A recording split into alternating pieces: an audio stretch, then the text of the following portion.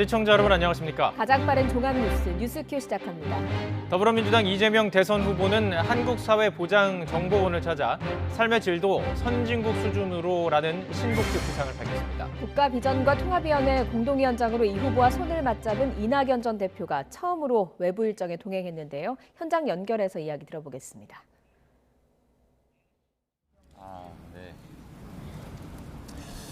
네, 저희가 이제 부동산 관련 공약들을 순차적으로, 단계적으로 지금 제시하고 있습니다. 네, 부동산 정책의 가장 핵심은 주택시장 안정이라고 할 수 있겠습니다. 그리고 조세 정책의 목표는 국가 재원을 조달하는 것이지 누구에게 고통을 가하거나 또는 불편하게 하는 게 목표가 아닙니다. 근데 우리는 부동산 세제 관련해서 거래세는 줄이고 보유세는 올린다라고 하는 대원칙 그리고 국민적 합의가 있습니다. 그런데 안타깝게도 보유세가 올라가면서도 거래세는 거의 줄지 않는 그런 상황이라 국민의 부담이 많이 늘게 됐고 또 이게 부동산 정책으로서 부동산 시장 안정화에 크게 기여하지 못하는 또 일면에서는 오히려 부동산 시장을 왜곡하는 그런 결과를 빚은 것 같습니다. 그래서 보유세 부담이 올라가고 있기 때문에 그에 맞춰서 취득세, 거래세 부담을 좀 줄이자라는 취지이고 그건 주로 이제 실수요자들에 대한 주택 취득 부담을 줄이는 방향으로 구체적 정책을 이번에 냈다고 생각해 주시면 되겠습니다. 오마이뉴스 중앙기자인데요. 어제 윤석열 후보가 한국과 중국 청년들이 서로 싫어한다는 취지로 이야기했는데 이에 대해서 좀 어떻게 생각하시는지와 후보님 그 대중외교 관점이 좀 어떠신지 말씀해 주세요. 개인과 개인 또는 뭐 친구와 친구 관계에서는 그런 감성적 표현이나 뭐 일시적 판단에 따른 말씀들을 해도 상관이 없습니다. 그런데 국제관계라고 하는 것은 매우 엄중한 것이고 심사숙고해야 되고 또 감성보다는 국익이 언제나 우선돼야 된다라는 생각을 갖고 있습니다. 우리는 중국과는 경제 교류에 있어서 가장 큰 비중을 가지고 있고 또 미국과는 유일한 동맹으로서 안보 동맹을 넘어서서 이제 포괄 동맹으로 발전해야 되는 그런 관계에 있습니다. 그런데 특정 국가에 대해서 감성적으로 비난을 하게 되면 그게 외교 관계에 많은 문제를 야기할 수 있고 결국은 국익에 훼손을 가져온다는 점을 좀 고려하셔가지고 외교 관계나 국가의 주요 의제에 대해서는 좀 심사숙고하고 발언하시는 게 바람직하겠다 그런 생각이 들었습니다. 예, 마지막으로 하나만 더 봐요. 준비하는 문제 박동배 기자입니다. 크게 말씀드릴게요. 내일 탈당 인사도 불당하시는데 그 지난 선거에서 공천에 불복해서 무소속으로 출마하신 분들에 대해서는 어떻게 생각하십니까? 내일 탈당 인사 불당하시잖아요. 그분들도 탈당을 하시지 않았던가요? 무소속으로 나가려면 당연히 탈당을 했겠죠? 근데 질문이 조금 이해가 안 됐는데 다시 한번 해주시겠습니까? 내일 천정배 의원 비롯해서 불당식을 하신다고 했는데 사면의 취지에서 지난 선거에서 불복해서 공천 결과에 불복해서 나가신 분들에 대해서는 어떻게 생각하시나 여쭤보겠습니다. 네. 저희가 특정한 예외를 두지 않고 이제 대통합이라고 하는 기본적인 취지에 따라서 파렴치범이라든지 또는 부정부패 사범과 같은 경우를 제외하고는 일괄적으로 대통합의 정신에 따라서 다 복당을 허용하는 쪽으로 정리했습니다. 선거에서 나가신 분들도 공천 불복하신 분들도 아주 세부적인 것들은 제가 정하기는 좀 어렵고 아마 지금 최고위원회에서 의결은 났는데 당무위원회에서 결정 날 테니까 좀 지켜봐 주시면 좋겠습니다. 네, 고맙습니다. 네. 국민의힘 내용 속에 이재명 더불어민주당 대선 후보는 이낙연 전 대표와 공식 일정에 나서며 원팀 행보에 나섰습니다. 윤석열 국민의힘 후보는 대구와 경북을 방문해서 보수 표심을 다잡는 가운데 국민의힘은 내분이 여전히 평행선을 이어가고 있습니다. 국회로 가보겠습니다. 최하영 기자. 네, 국회입니다. 네, 조금 전에 전해드렸는데요. 이재명 후보 또 이낙연 전 대표가 처음으로 외부 일정 함께 했죠. 네, 앞서 보신 일문일답에 앞서 두 사람은 한국사회보장정보원을 함께 찾았습니다. 이 자리에서 이 후보는 국제적 수준의 사회보장을 실현하겠다며 신복지위원회 1호 공약을 발표했습니다. 이 신복지는 이낙연 전 대표가 경선 과정에서 중점 공약으로 내세웠던 정책이기도 합니다. 국민의힘이 내부 갈등을 겪는 사이 보란 듯이 원팀 행보에 나서며 대조적인 모습을 강조하려는 전략으로 풀이됩니다. 이에 앞서 이재명 후보는 오늘 아침 라디오 방송에 출연해 윤석열 국민의힘 후보에게 날을 세우기도 했습니다. 어제 윤 후보가 확정적 중범죄 후보와 토론할 수 없다고 밝힌 데 대해 대통령이 되겠다는 분이 지나친 말인 것 같다고 맞받아쳤는데요. 특수부 검사의 특징 중 하나가 없는 죄도 만드는 무소불위의 특권의식이라고 꼬집었습니다. 저를 아무 근거도 없이 그렇게 표현하시는 걸 보면 그 특수부 검사의 묘한 평소의 특성이 나온 게 아닌가 좀 걱정되긴 합니다. 또 윤 후보의 부인 김건희 씨의 허위 이력 사과에 대해서는 모르겠는데 사과를 원하니까 해줄게 식이라며 국민이 보기에 좀 불편했겠다고 평가했습니다. 이어 이 후보는 오늘 고 김근태 전 열린우리당 의장의 10주기 추모 행사에도 참석했습니다.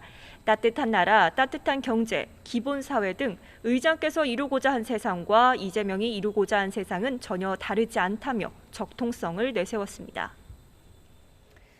1박 2일 일정으로 대구, 경북을 방문한 윤석열 후보, 원전 건설 현장부터 찾았다고요? 네, 특별 사면이 결정된 박근혜 전 대통령의 정치적 고향인 대구, 경북을 찾아 표심 다지기에 나섰습니다. 이 첫 일정으로는 공사가 중단된 신한울 3, 4호기 건설 현장 방문을 택했는데요. 이 정부의 탈원전 기조를 비판하면서 2030년까지 신규 원전 10기 이상을 수출해 일자리 10만 개를 창출하겠다고 공약했습니다. 또 이재명 후보와 정부가 원전 정책과 관련해 말바꾸기를 한다며 이렇게 비판했습니다. 늘 이런 여론조사를 통해서 선거에서 표를 갈라치기 위해서 어느 게 우리한테 유리하냐 이런 식으로 해서 늘 하기 때문에 이 지속 가능한 국가 발전을 위한 어떤 합당한 정책이 나오지를 않는 겁니다. 이어서는 이재명 후보의 고향인 안동으로 발걸음했습니다. 도산서원을 방문한 뒤 경북 선거대책위 출범식에 참석해 정권 교체를 호소할 계획입니다. 윤 후보가 이른바 집토끼를 잡으러 간 사이 국민의힘은 내분 봉합에 힘을 쏟고 있지만 쉽지는 않은 분위기입니다. 김종인 총괄선대위원장이 이번 주 이준석 대표와 만나겠다고 했고 또 김기현 원내대표는 잘 정리됐다고 밝혀 이 수습 국면에 들어간 것 아니냐는 해석이 나왔는데요. 이에 대해 이준석 대표는 선거대책위 복귀는 고려하고 있지 않다며 이준석 대책위처럼 굴러가지 말고 선거대책에 집중해달라고 선을 그었습니다.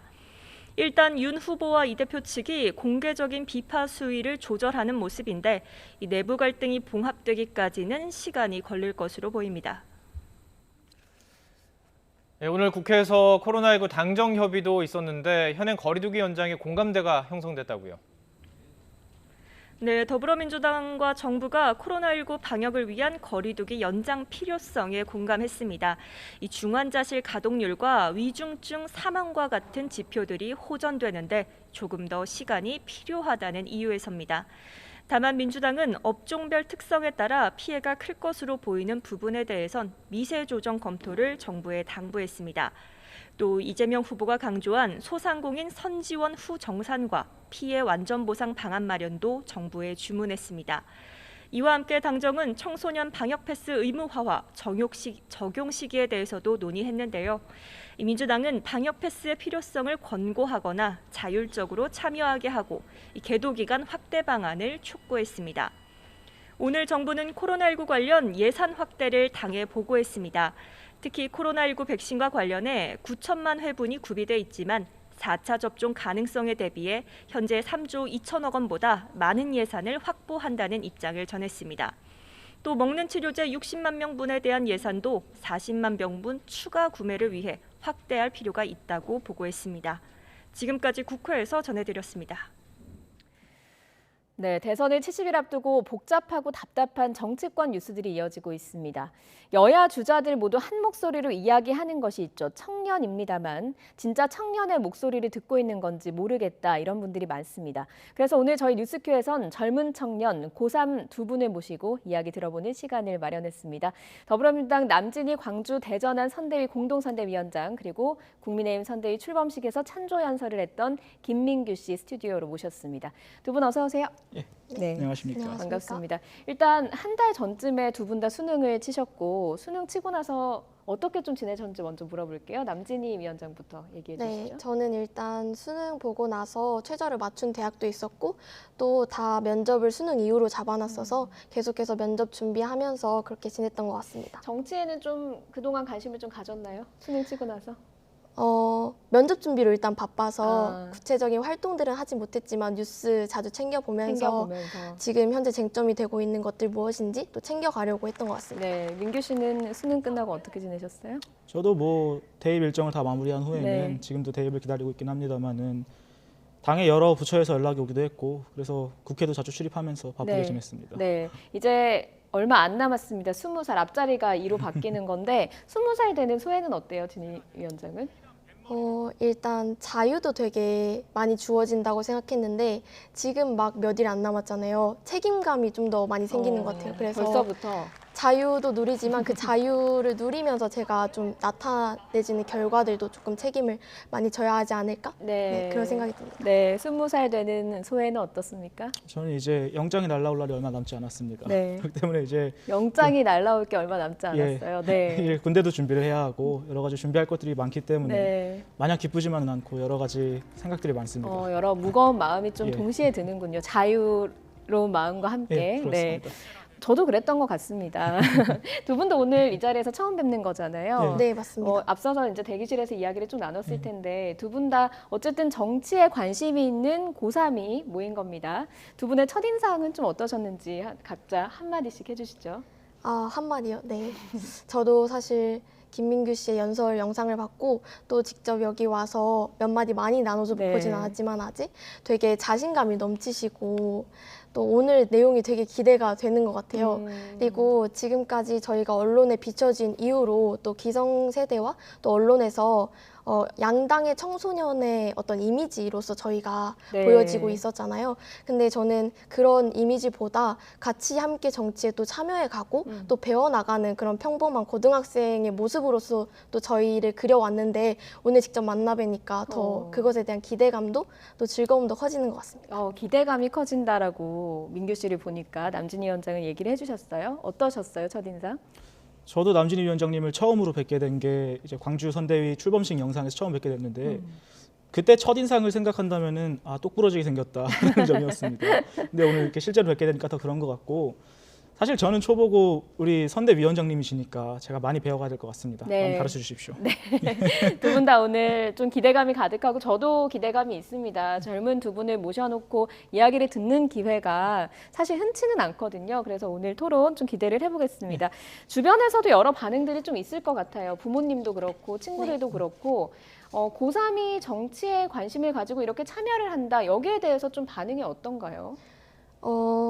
사실 제가 뭐 학교에서 학생회장이나 학생회장 단체인 학생회의장 활동하면서 학생들과 관련된 것들도 했지만 사회 문제에 대해서도 많이 목소리를 냈어요. 그래서 기후위기나 청소년 노동인권이나 청소년 참정권 이런 것들에 대해서 또 목소리를 내고 있어서 네. 주변 사람들의 경우에는 제 관심사가 이 사회 문제 쪽이라는 것을 또 알고 있었고 네. 이 선대위 자리라는 것에 대해서 활동하면서 더 큰 기회 또 더 좋은 경험이 될 수 있을 거라고 또 응원 많이 해줬습니다. 예, 민규 씨는 지난 8월이었죠. 나는 국대다 그 국민의힘 대변인 선발 과정에서 이제 참여를 하면서 이제 두각을 나타냈습니다. 주변에서 뭐 부모님이나 좀 8월이면 수능 앞두고 있어서 걱정도 많으셨을 것 같고요. 어떤 반응이셨어요? 당시에도 걱정이 많으셨고요. 당시에는 근데 대입을 앞두고 정치권 전면에 등장한다는 것 자체가 좀 부담이셨을 수도 있는데 이번에 출범식 연설이 끝나고 그리고 다시 화제가 됐을 때는 그때는 부모님께서 수능 끝난 이후였죠? 예, 네. 그렇습니다.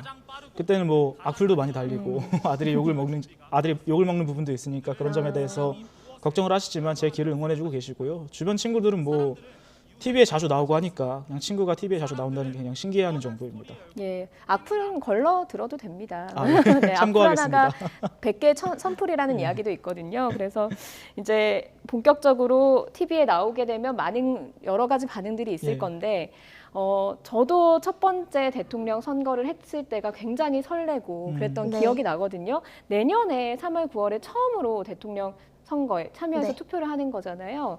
어떤 마음이 드시는지요? 제가 선거에 직접 참여해 보겠다는 생각을 하기 전에는 제가 가지고 있는 이 한 표의 무게가 얼만큼인지에 대해서 잘 와닿지 않았던 것 같아요. 근데 이렇게 선거를 한다고 하고 또 선대위 활동들도 하면서 전 국민으로 보자면 제 한 표는 극히 일부일 수 있겠지만 저 한 명에게는 되게 소중하고 또 중요하고 처음인 그런 한 표니까 되게 설레고 또 기대가 많이 되는 것 같습니다. 네. 내년 3월 9일에 투표할 때 좀 빨리 가서 하겠어요. 네, 그러니까. 첫 번째 주자로. 네. 일다라는 얘기가 네. 나올 뻔했는데 네, 첫 번째로 가서 할 거다. 네. 민규 씨는 어때요? 저도 뭐 유권자로서의 무게를 체감하고 있습니다. 그리고 지금 어찌됐든 정치 전면에 서서 후보를 보필하고 여러 가지 정당 활동에 참여하는 가운데 활동을 먼저 시작하고 선거를 치르는 이런 경험이 남들에게는 쉽게 주어지지 않는 중요한 기회이기 때문에 네. 감사한 마음으로 기다리고 있고요. 네. 그렇습니다. 여야 후보를 떠나서 두 분이 이제 처음으로 뽑는 대통령, 대한민국 대통령이잖아요. 어떤 대통령이 탄생을 해야 된다라고 생각을 하십니까? 저는 대통령이 모두를 만족시킬 만한 결정을 내리는 것은 불가능하다고 생각하거든요. 그렇다면 다수를 만족시키고 또 그럼으로써 불이익을 받는 소수를 도움을 주고 구제할 수 있는 방안까지 확보하는 그러한 대통령이 나왔으면 좋겠네요. 다수와 소수를 모두 네. 아우를 수 있는 대통령이 나왔으면 좋겠다. 민규 씨는요? 우리나라는 위기 상황이라고 생각합니다. 그렇기 때문에 저는 지금까지 대통령들의 역사를 쭉 보게 된다면은 철학이 없습니다. 그렇기 때문에 이번 대통령 선거에서는 철학이 있는 대통령이 그 철학을 기반으로 어떻게 이 국가의 다양한 문제 상황이나 위기들을 헤쳐나갈 수 있을지가 국민들께서 표를 주시는 그 바로미터일 것이라고 생각하고요. 네. 네, 예. 생각하고 예. 네, 철학이 있는 대통령이 나왔으면 좋겠다라는 이야기이셨네요. 일단 두 분 다 다수와 소수를 아우르는 대통령이 나왔으면 좋겠다라고 생각을 해서 민주당의 이재명 후보를 지지를 하는 것일 테고 네. 철학이 있다, 철학이 있는 대통령이 될 것이다라고 생각해서 윤석열 후보를 지지를 하는 것일 겁니다. 그래서 이제 정치 진단을 따끔하게 한번 들어보도록 하겠습니다. 가감 없이 이야기를 해주시고요. 네.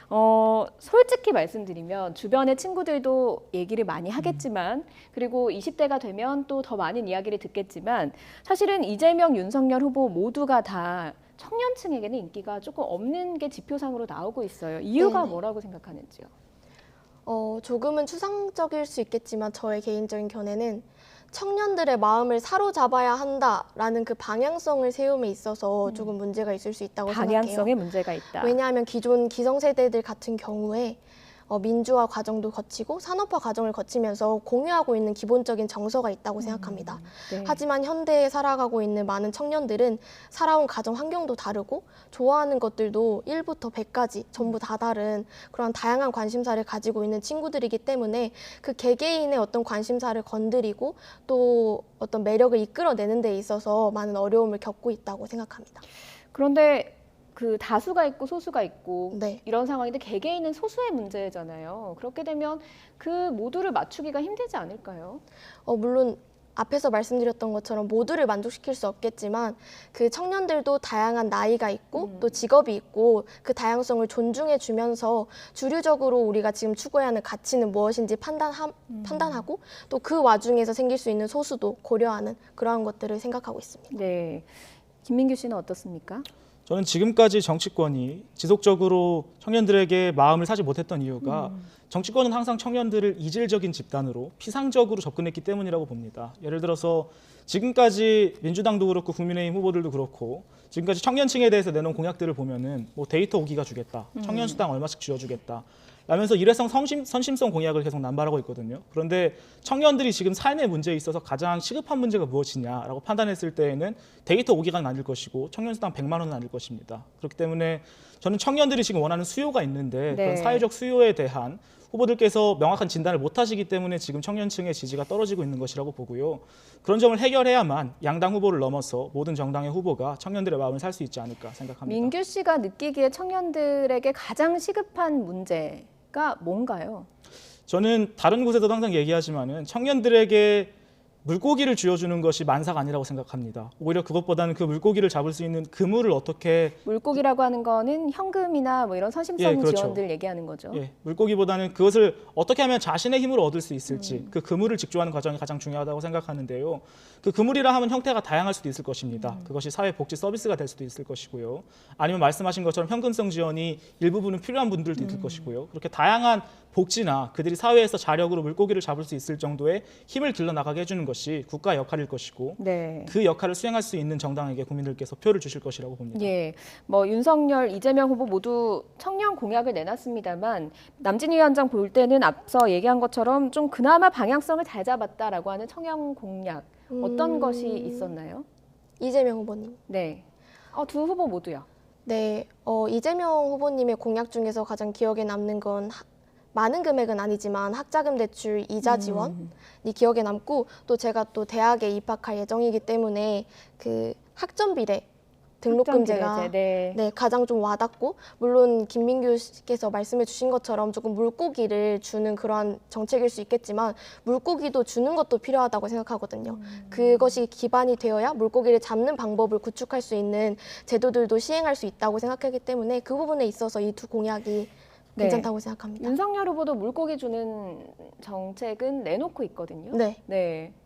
윤석열 후보 정책 중에서는 좀 눈에 띄는 게 있던가요? 아니면 비판할 제가 만한 가장 정책? 기억에 남는 건 이제 주 공약으로 내세우신 건 아니지만 발언하신 것 중에서 주 120시간 노동과 또 월 150만 원 이러한 그 금액적인 부분에서 노동 시간과 금액 이렇게 전반적인 노동과 관련된 요소들을 또 물고기 부분에서 또 말씀하신 게 기억에 남습니다. 예, 김민규 씨는 어땠습니까? 그 두 후보의 청년 공약 중에서 어떤 점이 좀 뭐 잘 됐다, 마음에 든다, 뭐 이런 점이 있을까요? 우리 윤석열 후보 공약부터 말씀을 드리자면은 부동산 LTV 비율을 조정한다는 공약이 있었습니다. 부동산과 청년 문제를 떼놓고 볼 수가 없기 때문에 그런 건가요? 그렇죠. 청년들이 어쨌든 제가 그물을 만들어야 한다는 것도 결국은 본인의 의식주가 해결된 상태를 만들기 위해서 그물이 필요하다는 것인데 지금까지 선거 영상을 답습해 봤을 때 청년들께서 민주당에 실망한 지점은 분명 부동산이거든요. 그런 점에서 민주당과 차별화를 가져가기 위해서 LTV 비율을 조절하겠다라고 이 부동산 문제에 전공법으로 돌파한 것이 가장 인상적이었습니다. 네,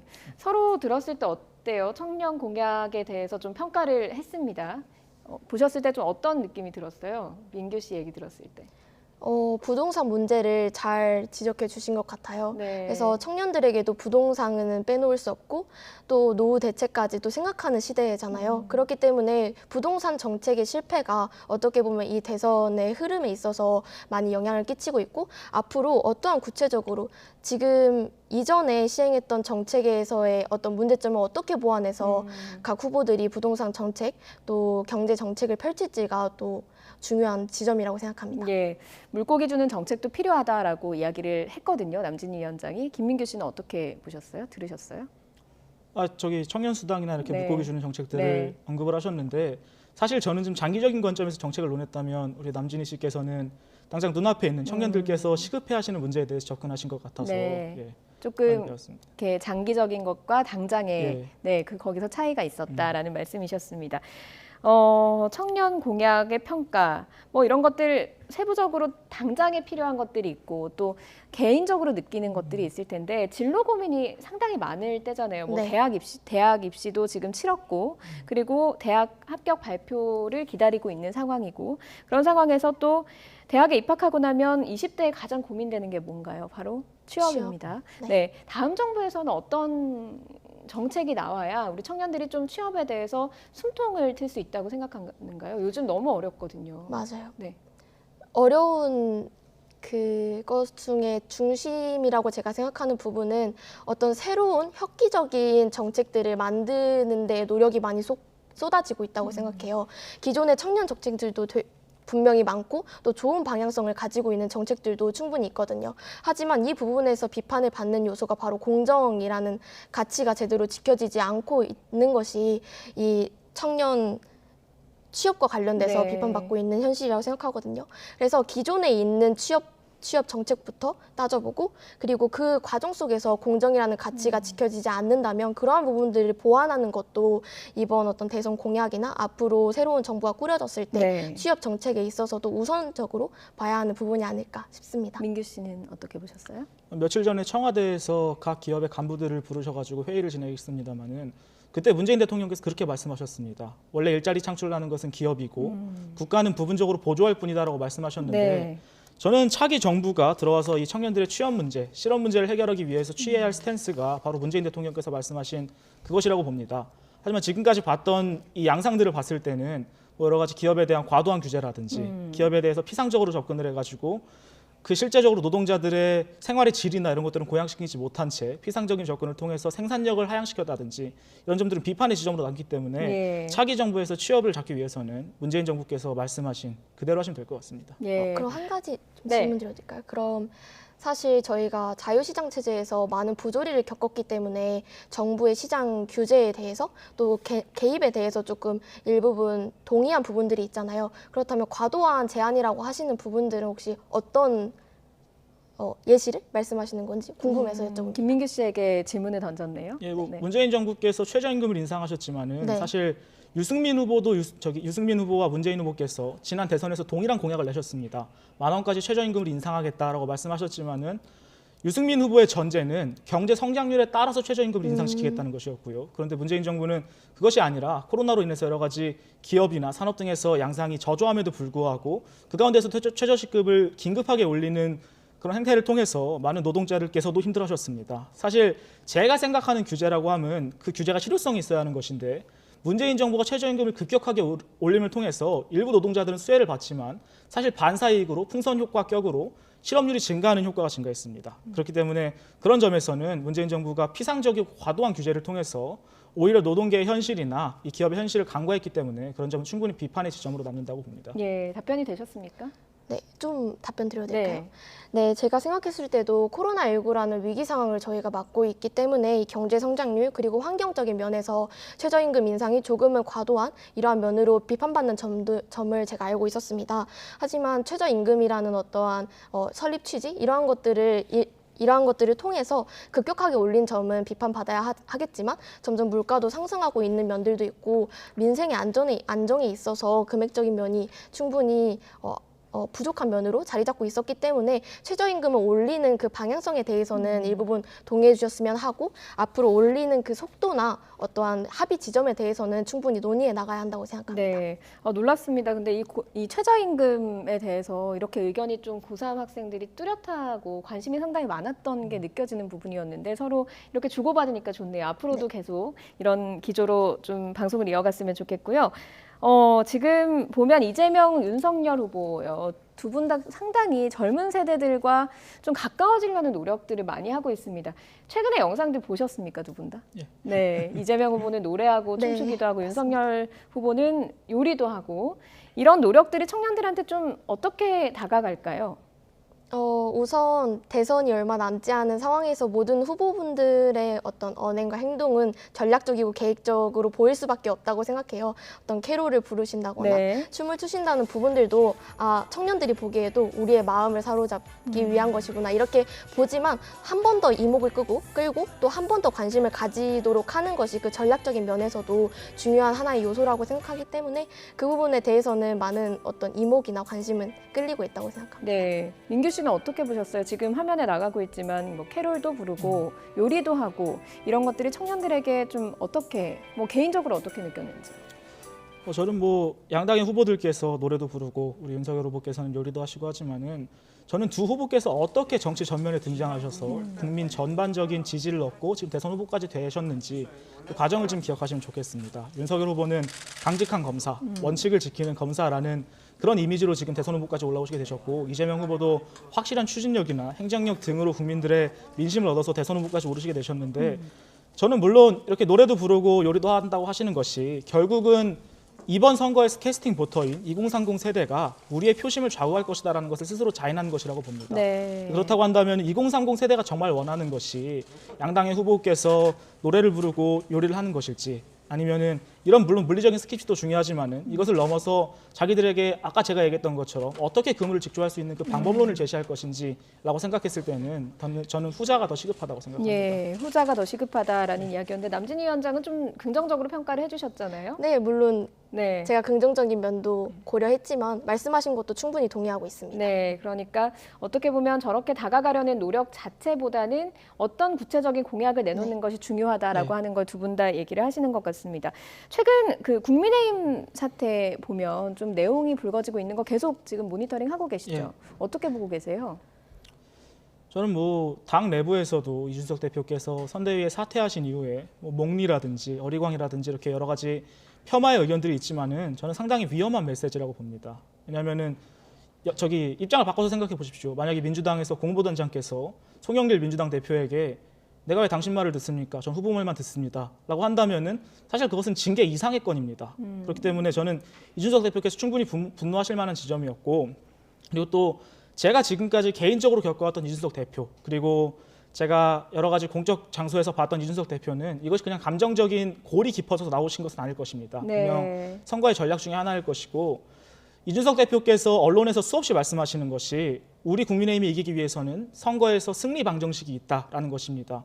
승리 방정식을 도출하기 위해서는 일정한 상수가 있을 것이고요. 민주당의 상수가 있을 것이고 국민의힘의 상수가 있을 것인데 그 가운데 누가 더 변수를 잘 조절하느냐에 따라서 선거의 향방이 갈리거든요. 근데 지금 이준석 대표께서 나오신 이유는 지금 상수 자체가 흔들리고 있기 때문에 변수를 조절할 여력이 없이 상수 자체가 지금 위협되고 있는 상황이기 때문에 선대위 밖에서 객관적인 제3자의 입장으로 외조를 하고 계시다라고 봅니다. 예, 지금 국민의힘은 이렇게 조금 내분으로 흔들리고 있는 상태인데 민주당의 지금 대통령 선거를 향해서 가는 모습은 남진희 위원장은 좀 어떻게 보고 계시는지요? 지금은 현재 이낙연 전 대표님과도 또 공식 일정을 진행하고 있는 것으로 알고 있습니다.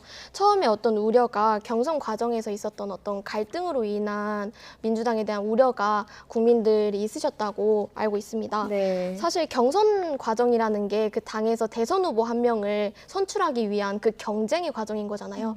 그렇기 때문에 경쟁의 과정에서 어떤 언행을 주고받고 이러한 것들이 깊은 갈등으로 보기보다 자신을 좀 더 어필하고 또 후보로서 당선되기 위한 그러한 과정으로 바라볼 수 있을 것이라고 생각하고 이러한 점에서는 충분히 화합해 나가면서 또 잘 나아가고 있다고 생각합니다. 예, 어느덧 두 분의 좀 치열한 이야기들을 듣다 보니까 시간이 다 돼서 마지막 질문을 해야 될 것 네. 같습니다. 먼저 남진희 위원장님께서 이재명, 윤석열 두 후보 모두에게 네. 이런 점은 좀 고쳤으면 좋겠다는 이 청년의 목소리를 짧게 한번 들어보겠습니다. 20대 청년의 목소리로 보았을 때 저는 청년을 미래가 아닌 현재의 주인공으로 좀 바라봐 주셨으면 좋겠어요. 물론 점점 수명도 길어지고 또 노후에 대한 대책도 세워나가야 하기 때문에 지금의 청년들은 좀 더 막중하고 좀 더 여유 없이 현재를 살아가면서 또 열심히 하면서 미래에 대한 걱정들 이러한 것들이 많다고 생각합니다. 그렇기 때문에 청년들과 관련된 일자리 뿐만 아니라도 최저임금 문제 혹은 경제 문제 혹은 이러한 전반적인 부분에서 두루 살펴주셔서 청년들이 지금 정말 원하는 게 뭔지 그러한 것들을 포인트 잡아주셔서 해주셨으면 좋겠습니다. 김민규 씨. 저는 아까 청년 표심을 양당 후보가 잡지 못하고 있는 이유가 청년들에 대한 접근이 굉장히 피상적이기 때문이다라고 말씀을 드렸는데 피상적인 것을 극복하려면 직접 다가가면 됩니다. 그렇기 때문에 저는 양당의 후보들께서 지금 뭐 선심성 공약으로 여러 가지 공약들을 남발하시고 계지만은 그거보다는 본인의 진보라는 가치, 보수라는 가치에 있어서 그 민심을 살 수 있는 여러 가지 행보들을 보이시고 그것에 따라서 청년들에게 아까 제가 거듭 강조했던 것처럼 그물을 쥐어줄 수 있는 공약들을 점점 더 개발하신다면 청년들의 표심을 살 수 있지 않을까 그렇게 생각합니다. 예, 이쯤 되니까 이 두 분의 미래, 두 분이 어떤 일을 하면서 앞으로의 10년, 20년을 살아가게 될지 너무너무 궁금해집니다. 윤석열 그리고 이재명 두 후보가 이 두 청년의 생각을 잘 들어서 좀 청년 표심을 잘 잡아가기를 어떻게 잡아갈지를 좀 지켜보도록 하겠습니다. 오늘 말씀 여기까지 듣겠습니다. 다음번에 또 모시겠습니다. 고맙습니다. 네, 감사합니다.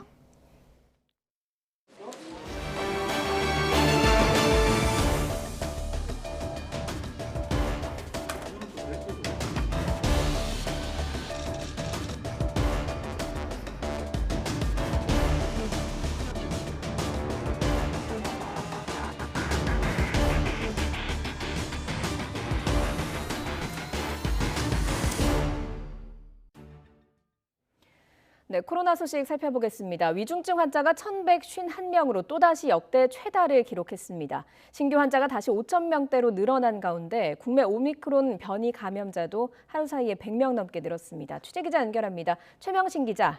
네, 최명신입니다. 네, 신규 확진자 수가 오늘은 5,000명대로 늘어났군요. 네, 오늘 0시 기준 코로나19 신규 환자는 어제보다 1,544명 늘어난 5,409명입니다. 휴일 영향으로 어제 3,000명대까지 내려갔었던 게 평일 검사 건수가 늘어나면서 다시 급증한 것으로 보입니다. 다만 방역 수칙 강화에 따른 영향으로 일주일 전인 지난 22일과 비교하면 2,000여 명 적은 숫자입니다.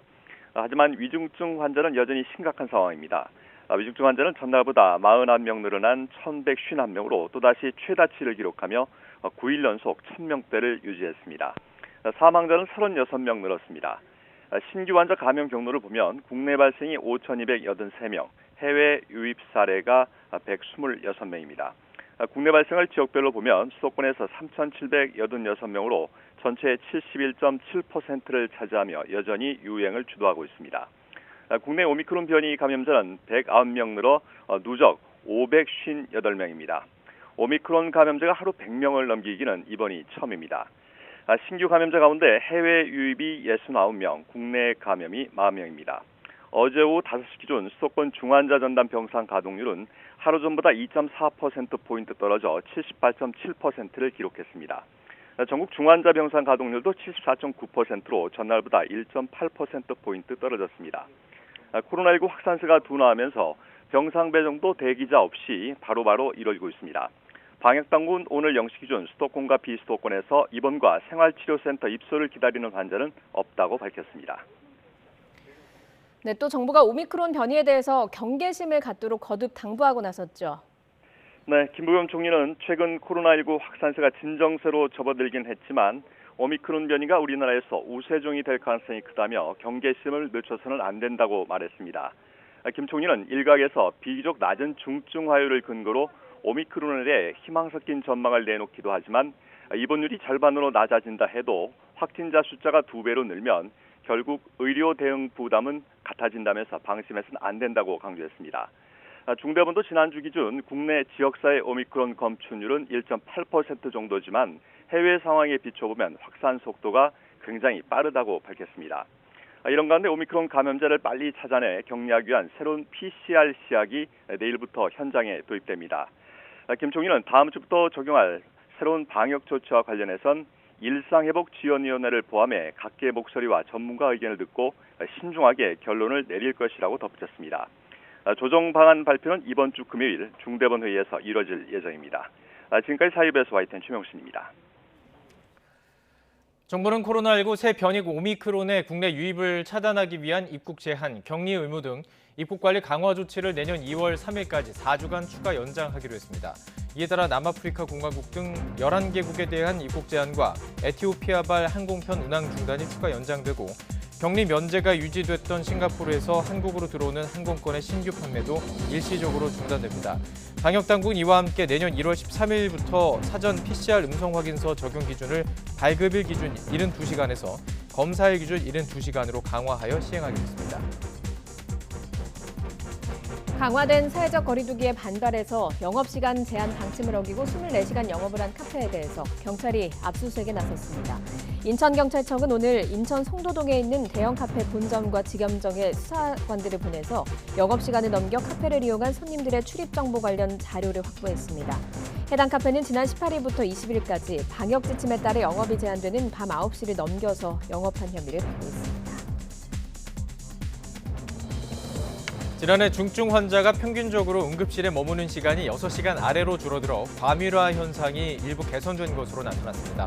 보건복지부와 국립중앙의료원이 코로나19 유행 전인 지난 2019년 7월부터 지난해 1월까지 권역 응급의료센터와 지역 응급의료센터 등 전국 400개 응급의료기관을 조사한 결과 중증 환자가 응급실에 머무는 시간이 전년도보다 줄면서 응급실 과밀화 현상이 일부 개선된 것으로 나타났습니다. 권역 응급의료센터 중증 환자 재실 시간은 2019년 5.9시간이었지만 지난해 5.6시간으로 줄었습니다.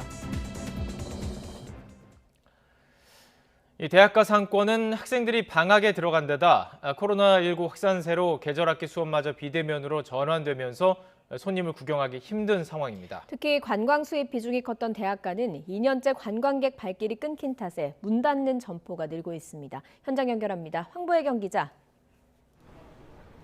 네, 서울 이화여대 앞 거리에 나와 있습니다. 네, 조금 있으면 이제 저녁 시간이 가까워지고 있는데요. 그곳 상황은 어떻습니까? 네, 저는 지금 가게들이 즐비한 거리 한가운데에 있지만 가게에서 들려나오는 그런 음악 소리는 들리지 않습니다. 지금 제 뒤로 보이는 것처럼 점포 대부분이 텅 비었는데요. 이곳 상인들은 점심시간엔 그나마 직장인들을 대상으로 영업하지만 저녁 시간에 손님을 찾아보기 더 힘들다고 말합니다. 직접 들어보시죠. 저녁 장사는 거의 없고 직원은 7명에서 5명 일하다가 지금 2이 일해요. 거의 관광객하고 학생이었는데 학생들이 안 나오니까 교수님들은 일부러 안 나오고. 최근 코로나19 확산세에 따른 거리두기 강화로 자영업자들은 가뜩이나 힘든 겨울을 보내고 있는데요. 대학가 상권은 이달 중순부터 학교가 방학을 맞으면서 학생들마저 자취를 감췄습니다. 방학에도 계절학기 수업이 있긴 하지만 서울 주요 학교들은 이번 학기에 비대면 수업을 혼합해서 실시한다고 밝혔습니다. 특히 이곳 이화여대나 연세대의 경우 계절학기 모든 수업을 비대면으로 한다는 방침입니다. 이 때문에 대학가 상인들은 방학 기간 매출을 기대하기 어려운 상황입니다. 상인의 조사 결과 코로나19 장기화로 이곳 점포들의 공실률은 90%가 넘는다고 전해지는데요. 자영업자들은 인건비를 줄이기 위해 직원들을 내보내고 월세도 보증금에서 깎고 있다며 이대로라면 반년도 버티기 어렵다고 말했습니다. 게다가 오미크론 변이 여파로 대면 수업으로 전환하는 데 차질을 빚을까 우려하고 있습니다. 전국에 내려진 강화된 거리두기는 내년 1월 2일이면 종료되는데요. 정부는 모레 거리두기 조치를 연장할지 발표할 전망입니다. 지금까지 서울 이화여대 앞 거리에서 YTN 황보혜경입니다. 검찰이 윤우진 전 용산 세무서장을 뇌물수수 혐의로 추가 기소했습니다. 윤 전 서장은 윤석열 국민의힘 대선 후보의 측근인 윤대진 검사장의 친형입니다. 검찰은 과거 윤 후보가 윤 전 서장 수사를 무마했다는 의혹에 대해선 불기소 처분을 내렸습니다. 취재기자 연결합니다. 김경수 기자. 네, 서울중앙지검입니다. 네, 검찰이 윤우진 전 서장을 추가 기소하면서 윤석열 후보에 대한 처분도 같이 내놨는데요. 자세히 전해주시죠. 네, 검찰은 윤우진 전 용산 세무서장에게 뇌물수수 혐의를 추가 적용해 재판에 넘겼습니다. 세무 업무 관련 편의를 제공해주는 대가로 세무사로부터 2억 6천여만 원을 그리고 육류업자로부터 4천여만 원을 받은 혐의입니다. 검찰은 앞서 지난 23일엔 변호사법 위반 혐의로 윤 전 서장을 구속 기소했습니다. 세무당국 관계자에게 청탁해준다는 명목으로 인천 지역 부동산 개발업자 등 2명으로부터 1억 3천만 원을 받은 혐의였습니다. 오늘 검찰이 윤 전 서장에게 추가로 적용한 뇌물수수 혐의는 지난 2015년 검찰이 불기소 처분했던 사건인데 재수사를 통해 결과가 뒤집혔습니다. 당시 검찰은 경찰이 신청한 영장을 6차례 반려하는 등 2년 동안 시간을 끌다 결국 불기소 처분했는데 윤석열 후보와 윤 전 서장의 동생인 윤대진 검사장이 수사를 무마한 게 아니냐는 의혹이 불거지기도 했습니다. 윤 후보가 뇌물 혐의 수사를 받던 윤 전 서장에게 후배 변호사를 소개해줬다는 의혹도 있었는데 검찰은 모두 공소권 없음 처분을 내렸습니다. 검찰 관계자는 두 혐의 모두 이미 공소시효가 지나 혐의 인정 여부에 대해선 최종 판단을 내리지 않았지만 당시 수사 담당자들이 외압은 없었다는 진술을 했다고 설명했습니다. 검찰은 윤 후보가 검찰총장 인사청문회를 앞두고 거짓 답변서를 제출해 허위 공문서를 작성했다는 혐의에 대해서는 무혐의로 판단했습니다. 당시 국회에 제출된 답변서는 후보자 자격에서 제출한 것일 뿐 서울중앙지검장 직무와 관련된 공문서로 볼 수 없다는 이유입니다. 검찰은 윤 후보와 함께 경찰 수사 방해 혐의를 받았던 윤대진 검사장도 불기소 처분했습니다. 지금까지 서울중앙지검에서 전해드렸습니다. 정치적으로 또 정서적으로는 대단히 미안한 그런 마음을 인간적으로 가지고 있기 때문에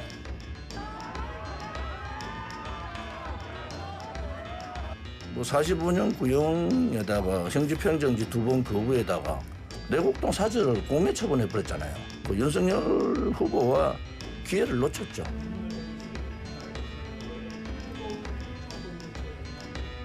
이낙연 위원장님과 함께 공동위원장으로서 국가 비전과 국민 통합을 위해서 최선을 다하고 또 국민들의 신임을 다시 얻어내서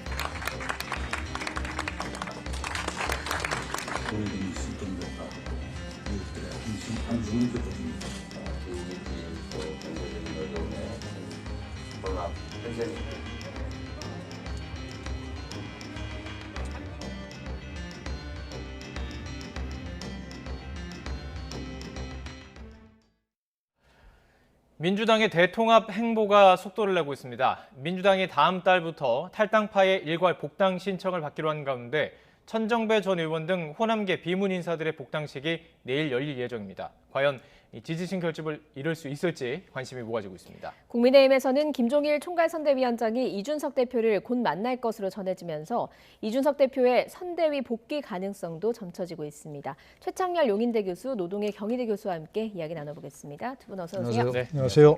예. 자, 먼저 녹취를 좀 들어보도록 하겠습니다. 이준석 대표 선대위 사퇴 기자회견을 연 지 일주일여 만에 선대위 복귀 시동이 걸리는 모습인데요. 오늘 나온 관련 발언 먼저 듣고 오시죠. 선대위직을 갖느냐 안 갖느냐의 형식적 논리의 얽매기보다는 중요한 것은 후보와 대표와의 관계의 문제다라고 저는 생각을 합니다. 근데 이제 복귀한다면 복귀의 골든타임이 있다면 그 시점은 언제쯤으로 보세요? 가능하면 빠를수록 좋다라고 생각하고요. 그다음에 연말 연시기 때문에 가능하면 연말 이내에 당내 문제가 좀 해소됐으면 하는 올해 가기 전에 그런 기대와 바람을 갖고 있습니다. 네, 김종인 총괄선대위원장도 이번 주에 이준석 대표를 만난다고 합니다. 이준석 대표 측에서도 이렇게 좀 연말 안에 좀 해결이 됐으면 좋겠다라고 했는데 어떻게 예상을 하시는지요? 이게 선거를 치르는데 게다가 지금 박빙의 선거를 치르고 있잖아요. 근데 지금 선대위의 이 지금 갈등이 어제 오늘 일이 아니에요. 지난 3일 날 이른바 울산회동에서 봉합이 됐는데 18일 만에 21일 날 이제 선대위원장을 그만뒀단 말이에요. 이준석 대표가.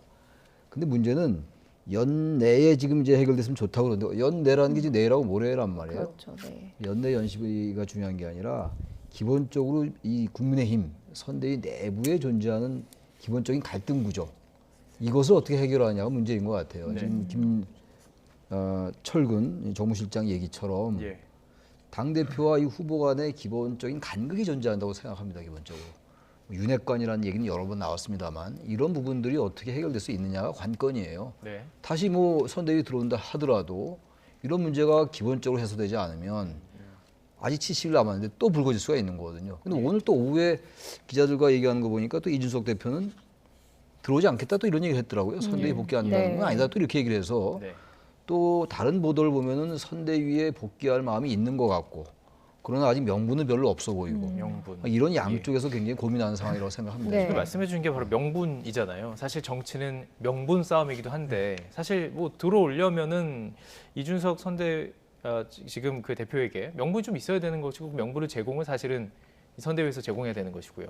어떤 명분이 있을까요? 근데 김종인 위원장도 그렇고 지금 윤석열 후보도 그렇고 별로 명분을 주려고 하는 것 같지는 않아요.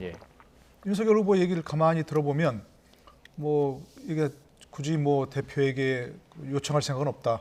당 대표 역할을 잘할 것이다. 본인이 알아서 그런 얘기하는 거 아니겠습니까? 그러니까 지금 이제 뭐 예를 들어서 국민의힘 입장에서 보자면 전체적인 입장에서 보자면 당 대표가 저렇게 밖으로 돌면서 계속 무슨 당 뭐 내부 비난하고 하는 거 바람직하지 않으니까 빨리 복귀해서 뭔가 원팀이라는 모양새는 갖추고 싶은 필요성은 있죠. 그러나 아까 최 교수님 말씀 저도 전적으로 동의하는 게 그냥 또 슬그머니 복귀해서 어떤 명분으로는 후보가 뭐 전화 한 통 하면 되겠죠. 위원장이 전화하든지 해서 복귀해달라 하면 그게 명분이 되겠죠. 뭐 이렇게 네, 그러면 전화 한 통 하면 되는 거 아니겠습니까? 지금까지 전화 한 통도 안 했다는 것이고 앞으로 할 예정도 없다는 것을 보니까 그런데 만약에 어쨌든 어떤 명분을 주어야든 간에 슬그머니 복귀했다? 그러면 또 불거진다 이런 거. 언제든 또 불거지니까 근본적으로 자 이준석 대표는 계속해서 지금 뭐 윤핵관 얘기하죠. 윤핵관이 누군지 좀 정확히 했으면 좋겠어요. 누구를 얘기하는 건지. 장제원 의원 얘기했다 그러는데 본인은 또 아니라 그러고 장제원은 본인 아니라고 했습니까? 그러니까 누구를 지칭하는 것인지 그리고 만약 윤핵관이라는 사람들이 그 어떤 점에서 그렇게 걸리적거리는 것인지 아니 그 좀 후보 어떤 그 지근거리에서 뭔가 후보 일정을 보좌하고 뭔가 이제 동선을 그 챙기고 하는 그런 사람이 다 있잖아요. 있어야 되는 것이고. 근데 뭐가 문제인 것인지 정확히 얘기를 하고 그것을 후보와 담판을 지어서 앞으로는 그런 일이 없다고 할 것인지 아니면 그런 일이 더 이상 뭐 때문에 있어야 되는 것인지를 서로 납득하고 그다음에 복귀하든지 말든지 해야지 네. 지금처럼 또 뭐 얘기해갖고 뭐 명분을 주고 말고 해서 슬그머니 복귀한다? 절대로 해서는 안 되는 일이라고 생각합니다. 네. 복귀 자체가 목적이 아니니까요. 그렇죠. 예. 네. 네, 지금 뭐 현재 윤 후보 지금 전통 텃밭인 대구 경북 지역을 찾아서 지지층 결집에 나선 상태인데요. 예, 현장 상황을 좀 연결해 볼까요? 예, 그렇습니다. 첫 일정으로는 공사가 중단된 신한울 3, 4호기 건설 현장을 방문했습니다. 취재 기자 연결해서 뭐 어떤 상황인지 들어보겠습니다. 김승환 기자. 네, 안동 도산서원 앞에 나와 있습니다. 네, 김 기자, 윤석열 후보 일정을 계속 함께하고 있는데 지금 윤 후보 도산서원에 있죠? 네, 저는 지금 안동 도산서원 앞에 나와 있는데요. 제 뒤에 보이는 건물에서 윤석열 후보는 서원 관계자들로부터 설명을 듣고 또 안을 둘러보고 현재는 기자들과 일문일답을 진행하고 있습니다. 이곳 서원은 한국 유교 문화의 상징과도 같은 곳이죠. 태계 이황의 정신을 계승하고 또 올곧은 정치를 하겠다 이런 의지를 윤 후보는 다졌습니다. 앞서 윤석열 후보는 신한울 3, 4호기 건설 현장을 방문했는데요. 이 자리를 찾아서 원전 산업을 고사시킨 현장이라면서 맹공을 퍼부었습니다. 그러면서 이른바 감원전을 주장한 이재명 후보에 대해서도 날을 세웠습니다. 현 정부의 탈원전 정책과 관련이 없고 다른 길을 갈 것처럼 말하는 것을 비판하면서 그렇다면 그동안 왜 가만히 있었느냐고 목소리를 높였는데요. 이와 함께 윤 후보는 신한울 3, 4호기 건설을 즉각 재개하는 한편 재생에너지와 원자력을 조화한 탄소 중립을 추진하고 원전 수출을 통한 일자리 10만 개 창출 공약을 내세웠습니다. 윤 후보는 도산서원 일정을 마친 뒤에는 안동에서 열리는 경북 선대위 출범식에 참석하면서 정권 교체를 위한 경북 도민들에게 호소할 예정입니다. 네, 선대위와 당 내홍 관련 소식도 짚어보죠. 갈등 봉합을 위한 조율이 계속되고 있는 겁니까? 네, 이처럼 윤석열 후보는 대구 경북을 방문해서 이른바 집토끼 단속에 나선 가운데 국민의힘 김종인 총괄 선대위원장은 당 내홍을 수습하기 위해서 안간힘을 쓰는 모습입니다. 김종인 위원장은 오늘 취재진과 만난 자리에서 이번 주에 이준석 대표와 만날 예정이라고 밝혔는데요. 중재자로 나선 김기현 원내대표도 잘 정리됐다면서 대선 승리를 위해 힘을 합치는 모습으로 정리가 될 것이라고 말했습니다. 다음 달 초 중순쯤에는 사태가 정리되지 않겠느냐는 관측이 나오는 가운데 이준석 대표의 선대위 복귀에도 관심이 쏠리고 있습니다. 일단 이준석 대표는 오후에 취재진과 만나 선대위 복귀 자체를 고려하지 않고 있고 조건을 내걸 생각도 하지 않고 있다는 입장을 내놨습니다. 또 선대위가 이준석 대책위 같이 굴러가는 게 상당히 민망스럽고 죄송스럽다면서 이준석 대책이 아닌 선거 대책에 집중해 줬으면 한다면서 다소 거리를 뒀습니다. 지금까지 안동 도산서원에서 YTN 김승환입니다.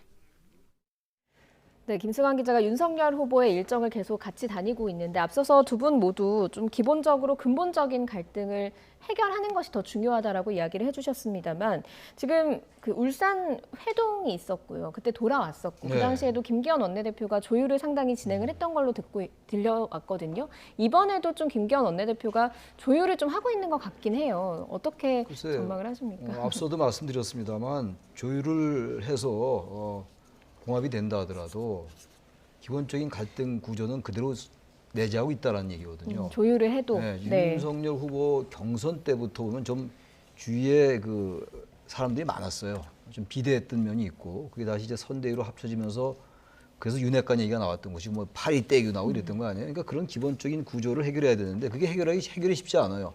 김정일 위원장도 그런 얘기 했잖아요. 지금 뭐 다 개편하는 거 쉽지 않은 일이다. 또 혼란만 가중된다. 이런 얘기하고 이제 효율적으로 운영하겠다 그랬는데 이게 이제 잘잘못을 따지는 건 별로 의미가 없습니다. 지금 선거가 지금 어쨌든 이겨야 되는 거 아니에요? 국민의힘 윤 후보가 국민의힘 입장에서 볼 때. 근데 이 갈등 구조를 그대로 두고 어떻게 이길 수 있겠어요? 이준석 대표가 곱든 밉든 간에 같이 포용하고 리더십을 발휘해서 그야말로 흔히 말하는 원팀이 돼도 될까 말까 하는데 양쪽 다 민주당도 그렇고 국민의힘도 그렇고 지금 이따 민주당 얘기 나오겠습니다. 지금 과거에 나갔던 새정치민주연합에서 탈당하고 국민의당 갔다가 다시 민생 나갔다 이거 네. 다 들어오잖아요 지금. 네, 네. 그러고 있는 판에 지금 있던 대표까지 이렇게 밖으로 돌면 안 되는 거거든요. 그래서 예. 이거는 가장 문제의식을 심각하게 느껴야 될 사람은 윤석열 후보 본인이에요. 예. 본인이 지금 출마할 후보 아닙니까? 후보 중심으로 돼야 되고 예. 저기 이준석 대표도 과도하게 윤석열 후보 말처럼 정치평론가는 제3자인 우리들이 하는 거고 예. 그렇게 얘기하면 안 될 것 같아요. 예. 자, 그런 가운데 이 얘기가 상당히 저는 관심이 좀 있었습니다. 이게 어느 정도 신빙성이 있는지가 궁금해서 그런데요. 송영길 더불어민주당 대표가 이런 얘기를 했습니다. 그러니까 윤석열 후보가 새시대위원회를 지금 그러니까 김한길 지금 전 대표를 얘기하는 거예요. 그리고 이제 호남 출신 말씀하신 것처럼 다 지금 끌어들이고 있는데 아예 신당 창당을 할 것으로 보인다라는 얘기를 했습니다. 이게 얼마나 근거 있다고 보시는지 아니면 그냥 단순히 그냥 여당의 견제구를 던지기 위해서 했던 말이라고 보시는지 궁금하네요. 예. 전혀 근거 없는데 예. 얘기를 던지면 누가 그것에 대해서 수긍하겠습니까? 예. 그러니까 저는 그런 것 필요성은 있다고 봅니다. 네. 필요성은 있을 수 있다고 봅니다. 왜냐하면 윤석열 대통령이 되고 국민의힘이 여당이 됐다. 그럼 국정이 순탄하겠습니까? 지금 압도적으로 더불어민주당이 우위를 점하고 있잖아요. 예. 거의 저 세력을 합치면 180석 가까이 돼요. 예. 민주당이 같이 하면 100일은 2석? 뭐 이렇게 그러니까요. 예. 예. 그렇게 되면 거대 야당이 있는 건데 국정 운영이 순탄하겠냐고요. 더불어민주당 계열 그 정당들이 마음을 먹으면 국정 운영 마비시키는 건 말도 아니에요. 일도 아닙니다. 그거는. 그죠? 그러니까 필요성은 있다고 보여집니다. 전례도 있었죠. 과거 이제 열린 우리당 창당한 그런 예. 사례도 있었습니다. 그렇기 때문에 충분히 가능성이 없다고 할 수는 없는데 네. 실현 가능성은 과연 있느냐 그러면 저는 실현 가능성은 거의 없다고 봅니다. 일단 정계 개편이 되고 신당 창당이 되려면 그 민주당 세력이 대거 이탈해서 네. 국민의힘 쪽으로 여당으로 가야 되는 거 아닙니까? 그때 이제 윤석열 대통령이 된다면 네. 그런데 지금 그렇게 할 인센티브가 뭐가 있습니까? 과거에는 그랬습니다. 음습한 시절에는 돈도 쓰고 뭐 검찰 수사해가지고 직접 겁도 주고 이래가지고 네. 이탈해가지고 야당 이탈해 여당 가는 수가 있었거든요. 근데 지금 그렇게 되겠습니까? 그렇게 안 되는 것이고요. 선거를 앞두고 해처모가 가능합니다. 예. 근데 총선은 2024년도에 있습니다. 많이 남았죠. 2년이나 남았습니다. 네. 그때 그게 2년 동안 그게 가능하지가 않습니다. 신당 창당이 되려면 선거를 앞두고 막 이합 집산이 돼야 되는데 네, 네. 가능하지 않고요. 그리고 지금과 같은 시대에 만약 야당 탈당해서 여당으로 간다? 그러면 그 사람 정치 생명 끝나는 거죠. 예. 그러니까 필요성은 있어 보이는데 실현 가능성은 거의 없다. 예. 이렇게 판단할 수 있습니다. 예, 알겠습니다. 그런데 지금 국민의힘에서 계속해서 문제를 제기하고 있는 것 중에 하나가 공수처 문제입니다. 통신자료 조회 논란 계속되고 예, 있는 건데 이 부분이 지금 뭐 야당 정치인도 포함이 돼 있고 언론인 가족까지 민간 사찰까지 네, 했다는 게 국민의힘 주장이잖아요. 그러니까 이게 이제 수사 대상자와 통한 사람들의 통신 기록을 보는 거거든요. 도청 감청하고는 다른 거긴 해요. 그러니까 이 부분이 항상 지적이 돼 왔던 부분들이에요. 이건 검찰이나 경찰도 통신 조회를 많이 해왔어요. 거의 수백만 건씩 하고 그랬었는데 뭐 이름, 주민번호 이런 것들. 이번에 공수처는 이렇게 할 명분이 없습니다. 지금 이번에 이제 열린민주당과 민주당이 통합했잖아요, 지금. 그리고 맨 처음 내세운 게 검수완박이에요. 검찰 수사권의 완전 박탈. 네. 열린민주당이 어느 정당보다도 검찰 개혁을 많이 부르짖었던 정당과 지금 합당을 했단 말이에요. 통합을 네. 했거든요. 근데 공수처의 지금 이러한 행동이 과거 제가 말씀드린 것처럼 검찰과 경찰의 관행이었다 하더라도 잘못된 관행으로 지적돼 왔던 거였단 말이에요. 공수처라는 건 고위공직자범죄수사처라는 거는 바로 검찰의 이러한 잘못된 관행들 고치라고 만든 거예요. 예. 그렇지 않습니까? 근데 그런 관행을 그대로 답습한다.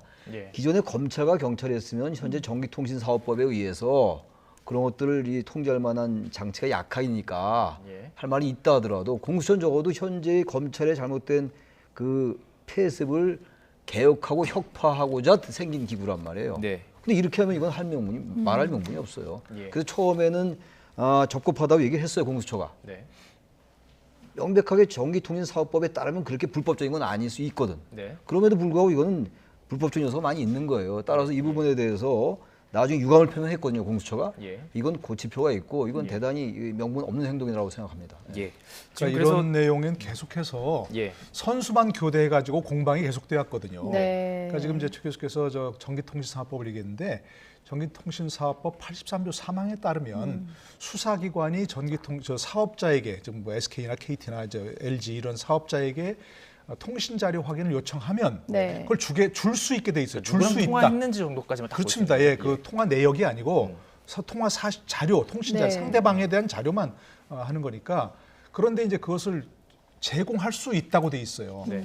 그러니까 예전에 헌재에서 이거 한번 다뤘는데 네. 제공할 수 있다고 돼 있으니까 전기 사업자가 통신 사업자가 제공해도 되고 안 해도 되는 거니까 공권력 행사가 아니다라고 그냥 각하에서 내용을 따지지 않았단 말이에요. 예.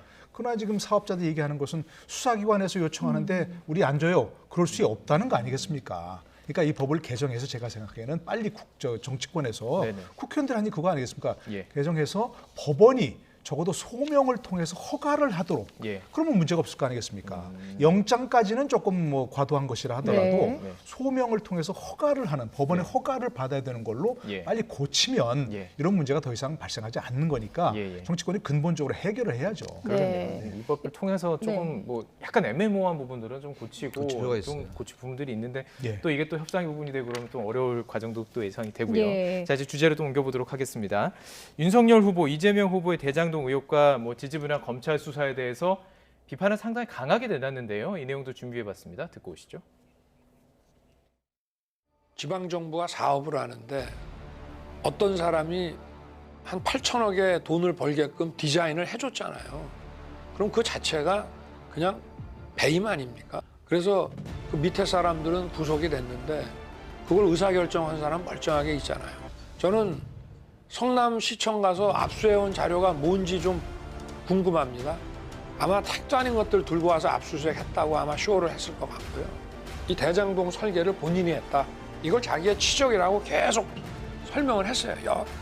그리고 뭐 이번에 자살한 사람 모르는 사람이라고 난 그게 더 웃겨요. 김대중 대통령, 노무현 대통령, 이명박 대통령 시절에 똑같이 사정수사를 하고 정권의 그 실세들에게 칼도 겨누고 했습니다마는 단 한 번도 저나 제 윗사람들이 인사불이익을 받아본 적이 없어요. 그래서 과거에 어떤 정권도 이런 짓을 못했습니다.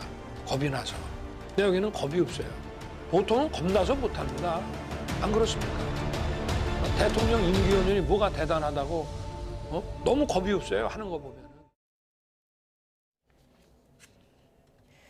네, 뭐 사실 윤석열 후보의 경우에는 대장동 특검을 가지고 이재명 후보를 계속해서 공격을 하고 있는 모습이거든요. 뭐 특검 여야 모두 특검해야 된다라는 데는 이견이 없어 보이는데 뭐 구체적으로 좀 실현되는 건 없어 보이고요. 대선 얼마 남지 않지 않았습니까? 앞으로 뭐 특검이 된다 하더라도 그 실체적 진실 규명은 어려워요. 물리적으로. 나중에 언젠가는 실체가 규명이 될 수 있겠죠.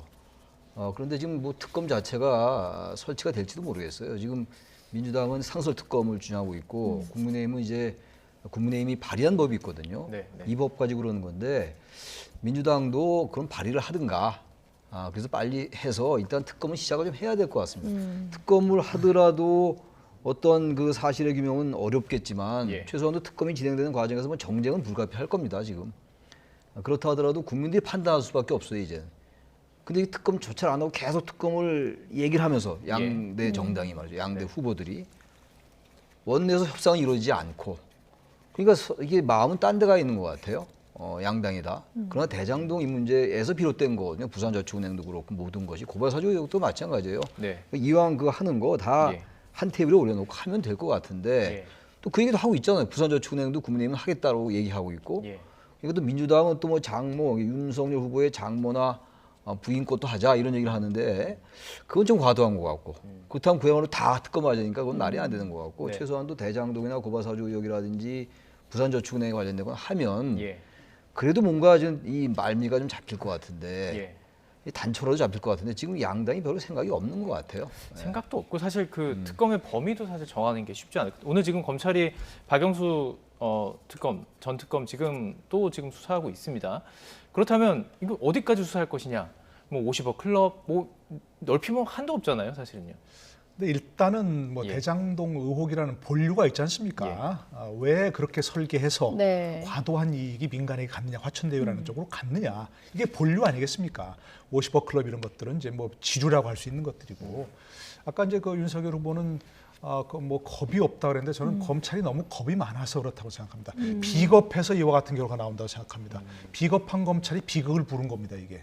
왜냐하면 자, 뭐 제가 어느 쪽 편을 드는 게 아니고 분명히 이재명 후보가 시장 시절 본인이 입으로 얘기했잖아요. 내가 설계한 것이다고. 그런 설계를 내가 했다. 그리고 대장도 이것은 단군일의 최대 추적인데 내 추적이다고 얘기했고 그래서 이재명은 합니다가 나왔다는 것이고 그렇다면 검찰 수사에서 어떻게 했어야 됩니까? 일반적인 수사라면 당연히 시장으로서 결재했던 사인이 다 있고요. 그렇다면 당연히 이재명 후보를 소환 조사하든지 서면 조사해서 그 관련성을 밝혀야 할 거 아니겠습니까? 관련이 있다 없다 결론을 내줬어야 되는 거죠. 그런데 한 번도 소환 조사하지 않고 조사하지 않고 성남시에 관한 배임이 아니라 성남도시개발공사에 관한 배임으로 결론을 내버렸잖아요. 그러니까 비겁하게 그렇게 한 거예요, 검찰이. 뭐 왜 그렇게 눈치를 보나요? 당연히 수사를 했어야 되는 거죠. 그러니까 그걸 하지 않았기 때문에 비겁한 검찰이 비극을 부른 거예요. 그러니까 지금 특검 얘기하고 있지만 왜 특검을 합니까? 검찰이 결론을 내리면 되는 거 아닙니까? 검찰이 그 정도도 못합니까? 어마어마한 역량을 가진 검찰인데 그러니까 지금도 마찬가지 비겁한 검찰이기 때문에 비극을 계속해서 부를 것이라는 겁니다. 이제 물론 이제 말씀해 주신 것의 그 설계 의미는 민간업자에게 뭐 부당한 이익이 돌아가는 것이 아니라 뭐 정당한 것 그리고 이제 공적인 이익을 남기기 위한 설계였다. 이제 그런 취지에서 했다는 얘기는 이제 추가 설명하고요. 그렇습니다. 지금 국민의힘 내홍 불거지고 있는데 민주당은 좀 뭐랄까요? 잘 굴러가는 모습을 보이고는 있습니다. 이낙연 전 대표도 오늘 같이 첫 행보를 이어갔고 거기다가 지금 천정배 전 의원 복당 소식이 내일 들리고요. 정동영 전 장관 복당 소식도 들리고요. 또 2030 세대를 좀 이렇게 끌어들이기 위해서 많은 노력들을 하고 있습니다만 호남 지지층 결집이라는 목표를 갖고 있다는 얘기도 있고 또 젊은 세대와 중도층 마음을 가지려고 하는 뭐 모습을 보인다라는 얘기도 있거든요. 이런 것들이 좀 도움이 되겠습니까? 대통합이요? 민주당에게는 뭐 도움이 된다고 생각합니다. 일단 지지층 결집에는 분명히 효과가 있어요. 그리고 지금 아까 말씀하신 천정배 전 대표라든지 정동영 전 대표 얘기도 나오고 있고 그러니까 과거에 민주평화당, 그다음 민생당 이제 그분들이 다 민주당에서 나온 분들이에요. 새정치민주연합에서 탈당해가지고 여러 과정을 거쳤죠. 국민의당에서 또 바른미래당을 합당하는 과정에서 또 탈당해서 민주평화당 만들고 다시 민생당 되고 이렇게 됐단 말이에요. 근데 하여튼 이분들이 다 이제 호남에 주로 이제 지역을 가진 분들이에요. 유성엽 전 의원도 그렇고. 그럼 이분들이 일단 들어오면 호남에는 하나의 그림은 완성되는 거죠. 최근에 근데 또 국민의힘에서는 또 박주선 전 의원이나 이런 분 또 국민의힘으로 갔어요. 김동철 전 의원 같은 경우. 호남이 좀 갈라진 양상인데 아무튼 이낙연 전 대표가 또 이번에 어쨌든 뭐 국민통합위원회인가 거기 이제 합류를 했단 말이에요. 그러니까 이제 호남에서 적어도 압도적인 표를 얻어야 돼요. 그러나 지금 이재명 후보가 과거에 호남에서 얻은 표보다 지금 아직은 지지율이 낮게 나오거든요. 근데 이제 이낙연 전 대표도 합류를 하고 지금 말씀하신 그런 분들도 다 같이 합류한다면 일단 다른 비판은 있을 수가 있어요. 그렇다 하더라도 호남에서 하나의 그림을 완성한다는 의미에서 의미가 있는데 단지 중도층 말씀하셨는데 제가 아까 말씀드린 그분들 나름대로 역량도 있고 대선 후보로도 정동영 전 의원 같은 경우는 17대 대선 때 출마했었단 말이에요. 이명박 후보하고 싸워서 물론 졌지만 근데 이분들이 너무 이제 올드하다라는 거 아니에요? 그러니까 우리 정치가 대단히 참 정말 역설적인 게 국민의힘도 그렇고 민주당도 그렇고 두 후보가 다 영선이고 중앙 정치 경험이 없는 분인데도 정치 방식은 그대로 옛날 방식들이에요. 그래서 이런 여러 가지 갈등들이 나오는 거예요. 저는 양당에 별로 차별성이 없어 보여요. 민주당도 그렇고 국민의힘도 하는 정치의 방식 여기도 문법이 그대로 가고 있다는 거예요. 그래서 이제 이분들이 와서 호남의 지지층을 결집하고 전통적인 지지층을 어떤 정체성을 확립하는 데는 의미가 있는데 중도층의 표 같은 건 좀 어떻게 될까 이런 부분이 있다 하더라도 정당이 일단 통합을 하는 수밖에 없어요. 우리 한국 정치의 하나의 그 전통을 보면은 분열된 쪽보다 통합한 쪽이 이긴 확률이 훨씬 높아요. 그런 데서 의미가 나름대로 있다고 생각합니다. 알겠습니다. 좀 속도를 내서요. 이제 마지막 주제를 좀 다뤄보도록 하겠습니다. 윤석열 국민의힘 대선 후보의 부인 김건희 씨의 대국민 사과에 대해서 논평을 자제했던 이재명 후보. 오늘은 좀 센 이야기를 했습니다. 이 내용도 준비했습니다. 들어보시죠. 대통령의 부인은 공적 존재이고요. 권한과 지원이 주어지지 않습니까? 대통령 아들은 성년인데 남이죠, 사실. 글쎄, 뭐 둘을 부인은 나와서 뭐 사과했는데 어떤 직접 나와서 해야 되는 거 아니냐는 국민들께서 판단하실 것 같고요. 논문 얘기는 저는 뭐 제가 인용 표시 안 해가지고 그게 표절이잖아요. 제가 인정하고 나한테는 내 인생에 별로 뭐 꼭 필요한 것도 아니고 또 잘못됐으니까 반납했는데요. 그냥 학교에서 취소해 주면 됐는데 안 하시더라고. 이 정도는 괜찮대요. 제발 취소해 달라. 지금 그러고 있는 중인데 뭐 제가 인정합니다. 뭐 제대로 인용 표시 안 했고요. 표절 인정하니까. 이재명 후보 본인의 이야기까지 하면서 김건희 씨 사과에 대한 평가를 했습니다만 사실 처음에는 국민이 평가하는 게 맞다, 도리다 이렇게 하다가 오늘 좀 수위 높은 비판을 한 거거든요. 그러니까 자꾸 이제 가족들 얘기가 나오고 가족들에 대한 검증이 나오면 본인도 여러 가지 뭐 이렇게 딱 유리하지만은 않으니까 그래서 본인은 이제 언급을 하지 않고 민주당의 개별 의원들만 언급을 하는 뭐 그런 쪽으로 갔었던 것 같은데 오늘 질문이 나왔으니까 대답을 했겠죠. 저렇게 질문이 나왔으니까 대답을 했는데 논문 얘기 나오니까 참 학교에 있는 사람으로서 저도 여러 가지 감회가 드는데 오늘도 제가 뭐 학술지에 실린 논문제 심사 편집위원회 회의를 하고 왔는데 정말 그거 보면 요즘은 과거와 비교할 수 없이 깐깐하게 합니다. 뭐 심사에도 3명이나 두고서 여러 가지 하는데 그 탈락하는 논문도 많아요. 그래서 학술지에도. 근데 지금 이제 그런 거 보면 과거 20년 전, 30년 있던 것을 지금의 잣대로 보는 게 온당하냐 하는 생각이 들어요. 그때는 많이 그렇게 허술했던 기준이 있던 거고 이제 그때의 문제는 그때 기준으로 보는 게 맞다고 생각이 되고요. 그건 누구 할 것 없이 똑같은 기준으로 봐야 되는 겁니다. 그런 게 있고 그래서 이제 이재명 후보의 말에서 이제 영부인과 아들은 다르다. 뭐 그건 동의합니다. 영분이란 것은 뭐 윤석열 후보가 무슨 영분을 없애겠다는데 없애지는 겁니까 그게? 그 대통령의 분이란 것은 존재만으로 의미가 있는 거니까.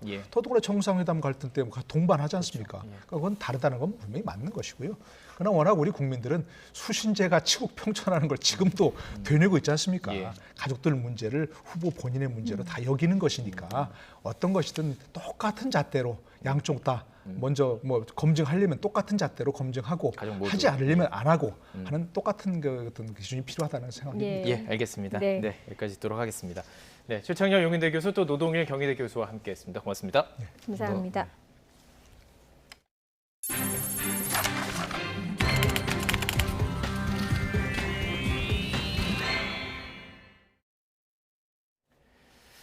강원랜드 주변 전당포에 가스총을 들고 들어가서 강도 행각을 벌이던 50대가 경찰에 붙잡혔습니다. 조사 결과 최근 카지노에서 돈을 잃은 남성은 전당포 주위를 배회한 것으로 드러났습니다. 지환 기자입니다.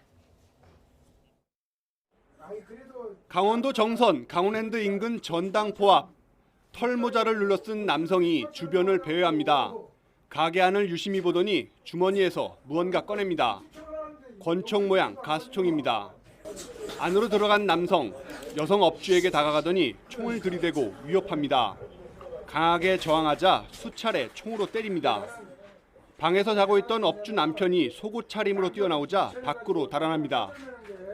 나는 방에 잠을 자고 있는데 뭐 이상한 소리가 나는 것 같아서 나도 무의식 중에 일어나가지고 보니까 이 상황이 벌어져서 바로 내가 뛰쳐나간 거죠. 그러다 보니 그놈이 도망을 가버리고 입에다 총을 들이대면서 죽여버리겠다고 아무 이유도 없이. 강도로 돌변한 56살 A씨. 조사 결과 범행 직전 전당포에 들려 금을 맡기고 돈을 빌릴 수 있는지 물었습니다. 돈이 없다고 돌려보냈는데 몇 분 뒤 총을 들고 와 범행을 벌인 겁니다.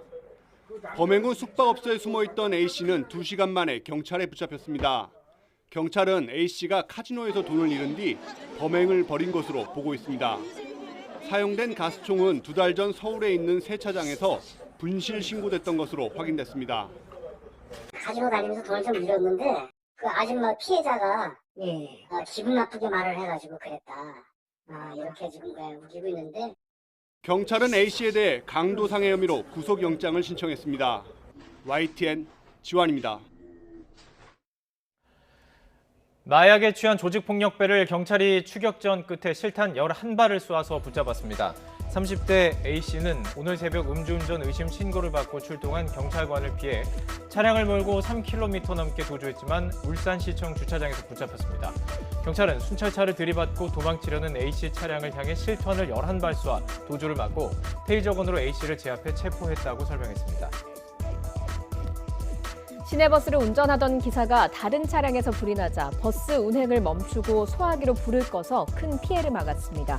경북 경주시는 지난 25일 오후 4시 10분쯤 경주시 건천읍의 교차로에서 교통사고가 발생해 차량에 불이 났지만 부근을 지나던 시내버스 운전자가 차내 소화기로 긴급 진화했다고 밝혔습니다. 사고차에 타고 있던 20대 여성은 운전기사와 시민의 도움으로 크게 다치지 않았고 큰 피해도 막을 수 있었습니다. 오늘 새벽 2시 40분쯤 강원도 춘천시 사북면 가일리에 있는 주택에서 난 불이 인근 야산으로 번지며 7시간 만에 꺼졌습니다.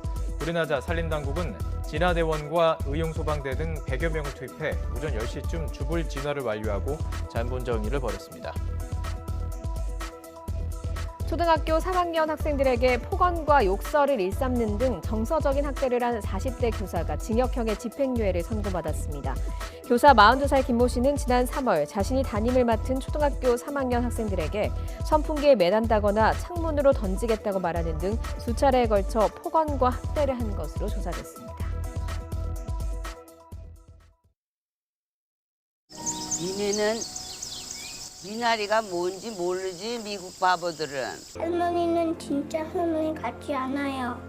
할머니 같은 게 뭔데? 6개의 게임을 모두 이긴 분들께는 저에게 상금이 지급됩니다. 피었습니다입니다.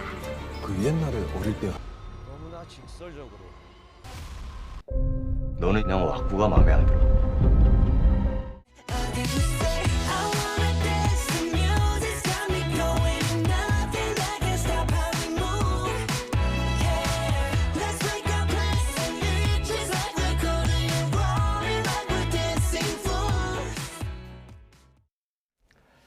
네, 코로나19 여파로 지난해에 이어서 올해도 문화계 역시 큰 어려움을 겪었습니다. 하지만 한쪽에서는 유례없는 기록을 쓰면서 한류가 더 뻗어나가는 모습을 보여줬는데요.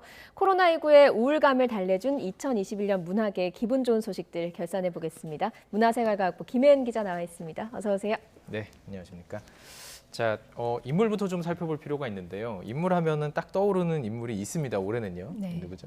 올해는 여러 인물과 네. 작품들이 큰 성과를 거뒀는데 앞서 영상에서도 보셨지만 큰 성과를 거둔 인물과 작품들이 참 많았습니다. 각각 우열을 가릴 수 없을 만큼 의미 있는 기록을 네. 세웠는데요. 먼저 이 인물에 대해서는 영상부터 보고 말씀드리겠습니다.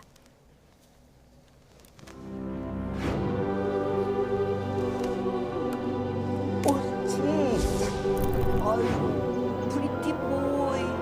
What a beautiful family.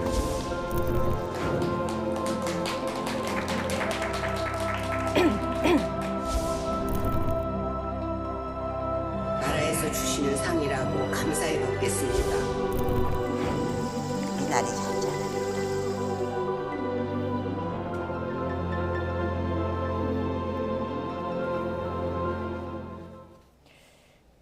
올해 상반기였던 것 같은데 상당히 계속해서 화제가 됐던 인물이었잖아요. 윤여정 씨. 네, 맞습니다. 올 초 아카데미상에서 여우조연상을 네. 받으면서 큰 주목을 받았는데요. 윤여정 씨는 올해 초 해외에서 40개가 넘는 트로피를 받았습니다. 네. 특히 이 아카데미 여우조연상은 한국 영화 102년 역사상 처음 있는 일이어서 큰 주목을 받았는데요. 또 아시아인으로서도 그 일본 배우 우메키 마요시에 이어서 64년 만에 기록을 세웠습니다. 네. 지난해 아카데미상에서 그 봉준호 감독이 사관왕의 기록을 세웠는데 아쉽게도 배우상이 없어서 맞아요. 좀 아쉬움을 네. 남겼었는데요. 이듬해 윤여정 씨가 바로 그 아쉬운 부분을 채워줬다고 볼 수 있습니다. 네. 어떻게 보면 감독에 이어 배우까지 네. 한국 콘텐츠에 참 저력을 볼 수 있는데 저는 이것도 기억에 많이 남아요. 수상 소감들 계속 화제였잖아요. 네, 맞습니다. 윤여정 씨는 워낙 공식 석상에서 재치 있는 입담으로 많이 알려져서 화제를 모으고 있는 인물인데요. 이번 해외 시상식에서도 많은 수상 소감으로 화제를 나왔습니다. 먼저 그래픽 준비된 거 보시면 그 영국 아카데미 시상식에서 고상한 척하는 것으로 유명한 영국인들로부터 받은 상이라서 의미가 크다. 예. 이렇게 말하면서 문화 장벽에 대해서 재치 있게 다들 빵 터졌어요. 그렇습니다. 저는 처음 들을 때 이래도 되나 하는데 굉장히 그 현지에서 좋아하더라고요. 네, 근데 현지에선 반응이 매우 좋았고요. 또 한국의 메릴 스트립이다 이런 질문에 대해서는 난 한국 사람이고 한국 배우 윤여정이다. 그리고 배우들끼리의 비교는 있을 수 없다. 이렇게 선을 그었습니다. 네. 외신들도 이 윤여정 배우의 수상 소감에 대해서 시청자들이 매우 즐거워하고 또 그 화제를 낳고 있다면서 특히 영국 아카데미 수상 소감에 대해서는 외신들도 올 시즌 최고의 수상 소감이다 이런 네. 극찬을 내놓기도 했는데요. 오스카상을 받은 뒤 열린 기자회견에서도 이런 입담에 대한 질문들이 나왔는데 이에 대해 윤여정 씨가 어떻게 말했는지 직접 한번 들어보시겠습니다. 입담은 오래 살았잖아요, 제가. 오래 살고 제가 그냥 좋은 친구들하고 수다를 잘 떨어요. 그러니까 수다에서 입담이 나왔나 보죠. 뭐. 최고의 순간인지 나 모르겠고 아카데미가 전부는 아니잖아요. 아카데미 월이 트럼프 월보다 너무 높아갖고 우리 동양 사람들한테는 너무 높은 벽이 됐잖아요. 근데 저 생각에는 최고가 되려고 그러지 맙시다. 우리 그냥 최중만 되면서 살면 되잖아. 그 새해를 앞두고 들으니까 네. 다음 해의 목표로 삼아야겠다라는 생각이 드는 최고 말고 최중되면서 살자라는 명언이네요, 말 그대로. 네, 그렇습니다. 그때 이제 동양인에게는 아카데미 시상식의 벽이 너무 높다는 네. 말을 이렇게 표현을 했는데요. 그래서 외신 기자들 사이에서도 이게 큰 화제를 낳기도 했습니다. 또 외신 기자들이 동양인의 인종차별에 대해서 질문도 했었는데 이에 대해서 뭐 사람을 인종으로 나누는 것은 옳지 않다. 무지개색처럼 예쁘게 만들어가야 한다. 이런 네. 말로 또 화제를 낳기도 네. 했습니다. 참 돌아보니 정말 주옥 같은 네, 말들이 많았습니다. 그렇습니다. 자, 뭐 지금 봉준호 감독에 이어서 오스카상 수상은 정말 기분 좋았던 소식이었고요. 뭐 다음 짚어볼 문학의 인물 뭐 또 나올 것 같은데요. 그룹이죠. 네. 이 그룹은 이들의 기록이 어디까지 이어질지 네. 가장 궁금한 네. 그룹 중에 하나인데요. 바로 방탄소년단 BTS입니다. 먼저 영상으로 한번 짚어보겠습니다.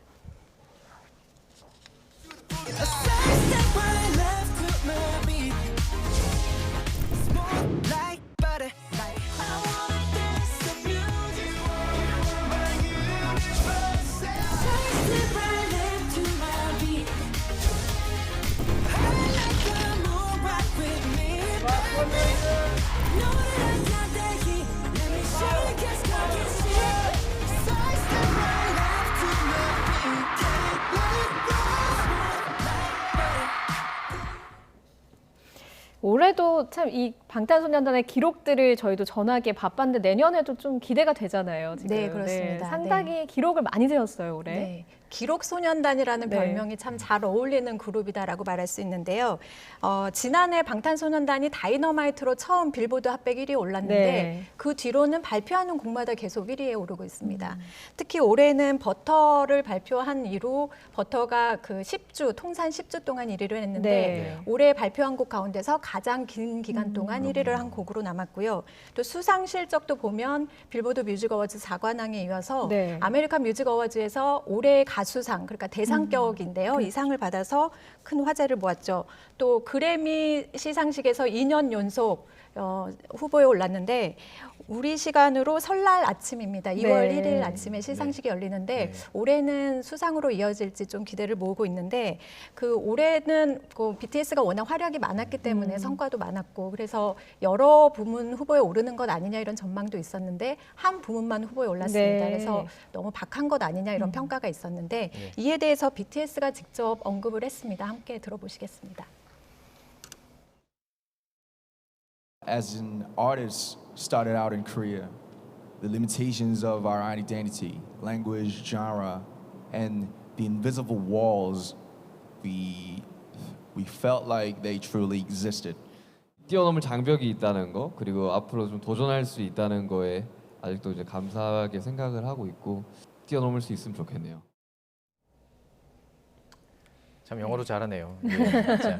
김현 기자 뭐 직접 그 공연도 다녀왔는데 뭐 사석에서 뭐 분위기도 물어보고 했습니다. 네. 어땠는지도 좀 전해주시죠. 예. 네.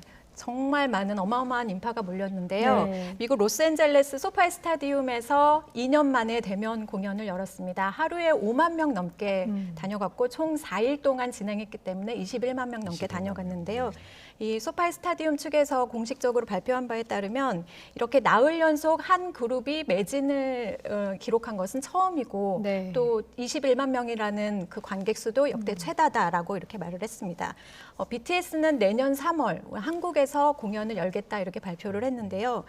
일단 코로나 상황을 지켜봐야 하기는 하는데 만일 열리게 된다면 지난 2019년 10월에 열렸으니까 2년 반 만에 국내에서 대면 공연을 열게 되는 것입니다. 예. 팩트만 정리해 주셨는데 공연 가보니까 개인적인 소감 어땠습니까? 아, 너무 훌륭했습니다. 자랑스럽습니다. 네.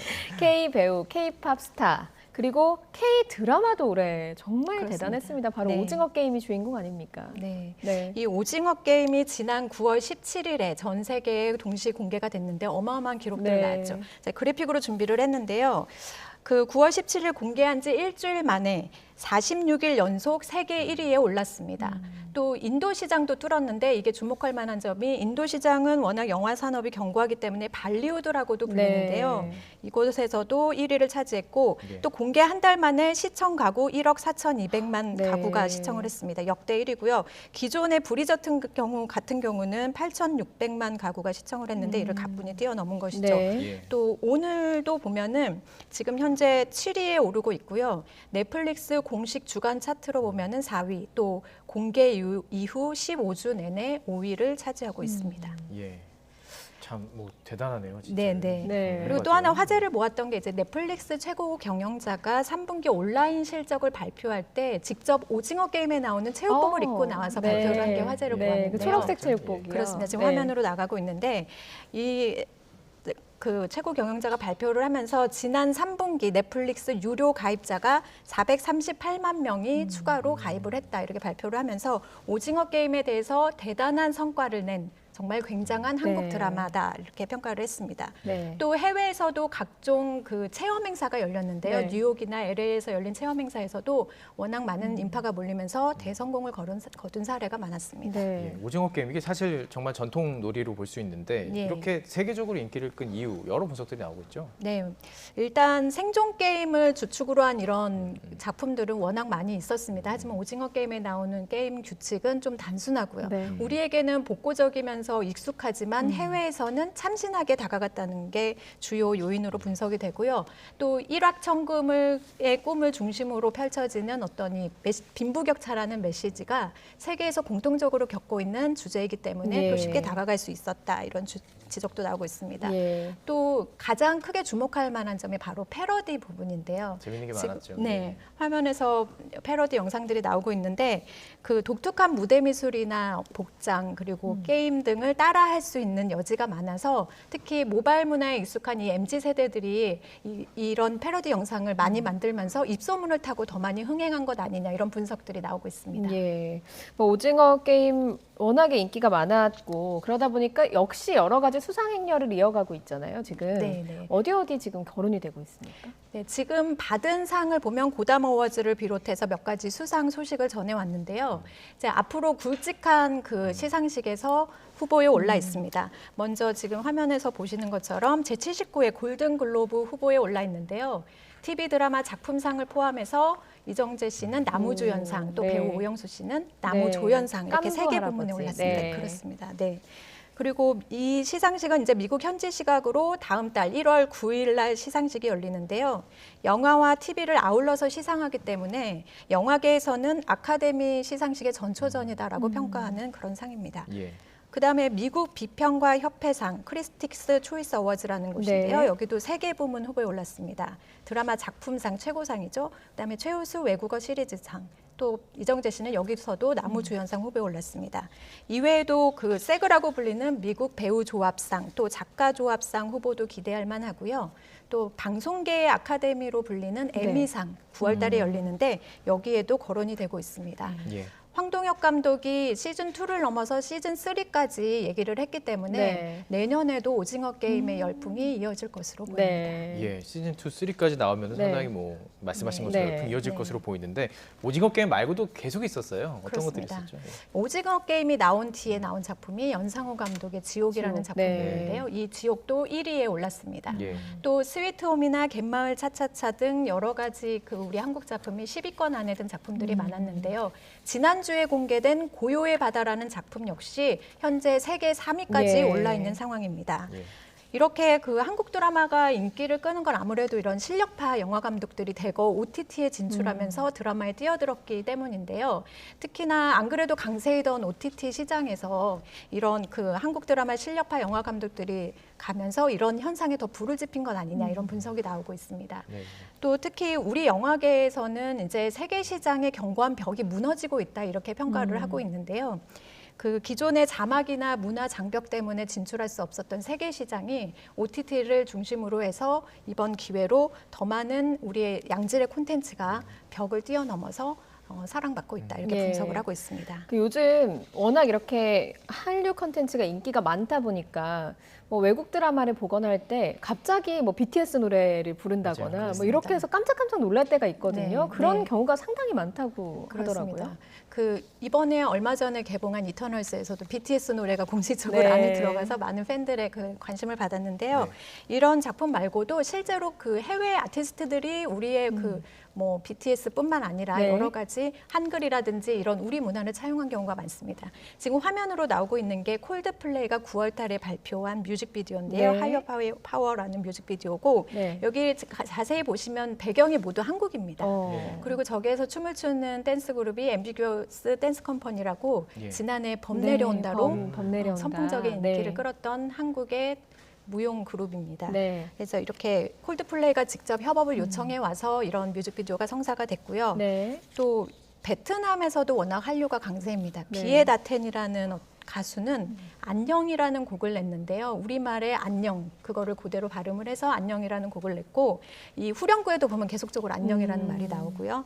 또 일본의 5인조 그룹 초특급이라는 그룹은 같이 가자라는 앨범을 냈는데요. 제목이 아예 같이 가자라고 표기가 돼 있습니다. 화면에 네. 나오는 이건데 이게 일본에서도 음원 차트 1위에 오르면서 큰 인기를 모았다고 합니다. 네. 예, 알겠습니다. 물론 이렇게 잘한 분야도 있지만 뭐 영화 업계라든지 예. 코로나19 때문에 참 힘들었던 분야들도 있기 때문에 내년 한 해는 이런 분야까지 다 좀 성장할 수 있는 그런 한 해가 됐으면 좋겠습니다. 지금까지 문화생활과학부 김은 기자와 함께 분야계 뉴스 정리해봤습니다. 고맙습니다. 고맙습니다. 베테랑 거포 박병호가 키움을 떠나서 올해 통합 우승팀인 프로야구 KT의 유니폼을 입었습니다. 뜨겁게 달아오른 올해 스토브 리그는 사상 처음 계약 총액 1,000억 원 돌파를 눈앞에 두고 있습니다. 신윤정 기자입니다. 2011년 히어로즈 유니폼을 입은 뒤 300개 넘는 홈런을 치며 5번이나 홈런왕을 차지했던 박병호. 히어로즈의 상징이었지만 이미 36살로 노쇠화 기미를 보인 베테랑은 잔류 대신 KT행을 선택했습니다. 3년 총액 30억 원 계약입니다. 키움 팬들에게는 손편지로 작별 인사를 전하면서 생애 첫 우승이자 KT의 2연패를 이뤄내겠다는 포부를 밝혔습니다. 앞선 시즌에 부진했지만 그래도 KT 위즈에서 저에게 좋은 영입 제시를 해주셨고 KT 위즈 일원으로 다시 한번 우승할 수 있도록 최선의 노력 다하겠습니다. 유한준이 은퇴한 KT는 장타력을 보유한 박병호의 합류로 강백호 등 중심 타선의 무게감이 살아날 것으로 기대하고 있습니다. 박병호의 이적까지 더해지며 2022년 FA 시장은 한 구단에 오래 몸담았던 프랜차이즈 스타들의 대이동으로 요동치고 있습니다. 정훈과 허도환이 아직 FA 시장에 남아있는 가운데 사상 첫 계약 총액 1,000억 원 돌파를 눈앞에 두고 있습니다. 사실 2년 동안 뭐 관중도 못 들어오고 굉장히 적자가 심했는데 그보다는 팀 전력 보강이 이제 우선이라고 생각을 하게 되다 보니까 투자도 좀 약간 과잉 투자 비슷하게 좀 된 것 같아요. KBO 리그를 대표하는 스타 선수들이 쏟아져 나오며 각 구단의 영입 경쟁이 과열된 건데 코로나19 사태로 인한 관중 감소와 실력 논란을 고려했을 때 거품이란 지적도 이어집니다. YTN 신윤정입니다. 오늘은 낮 동안 추위가 잠시 쉬어갔습니다. 하지만 내일은 다시 공기가 차가워지겠는데요. 내일 서울 아침 기온 영하 8도로 오늘보다 5도가량 낮겠고 한낮에도 영하 1도에 머무는 등 종일 춥겠습니다. 추위 속에 내일 새벽 호남을 시작으로 눈비가 서쪽 곳곳으로 확대되겠습니다. 울릉도와 독도에는 최고 30cm, 충남과 호남에도 최고 10cm의 눈이 내리겠고요. 그 밖의 지역에도 1에서 5cm의 눈이 내려 쌓이겠습니다. 또 오전까지 중서부와 영남 지방을 중심으로 공기가 탁하겠고 오후부터는 점차 미세먼지 상황이 나아지겠습니다. 내일 아침 기온 오늘보다 1에서 4도가량 낮겠습니다. 내일 서울 아침 기온 영하 8도, 춘천 영하 10도, 광주는 영하 1도가 예상되고요. 낮 기온도 오늘보다 5에서 7도가량 낮겠습니다. 내일 낮 기온 서울 영하 1도, 대전 1도, 부산은 6도가 예상됩니다. 올해 마지막 날인 금요일에는 서울의 아침 기온이 영하 11도까지 떨어지는 등 매서운 세미 한파가 찾아올 전망입니다. 지금까지 날씨 정보였습니다. 네, 이어서 저녁 종합뉴스 이브닝 뉴스가 방송됩니다. 시청해주신 여러분 고맙습니다.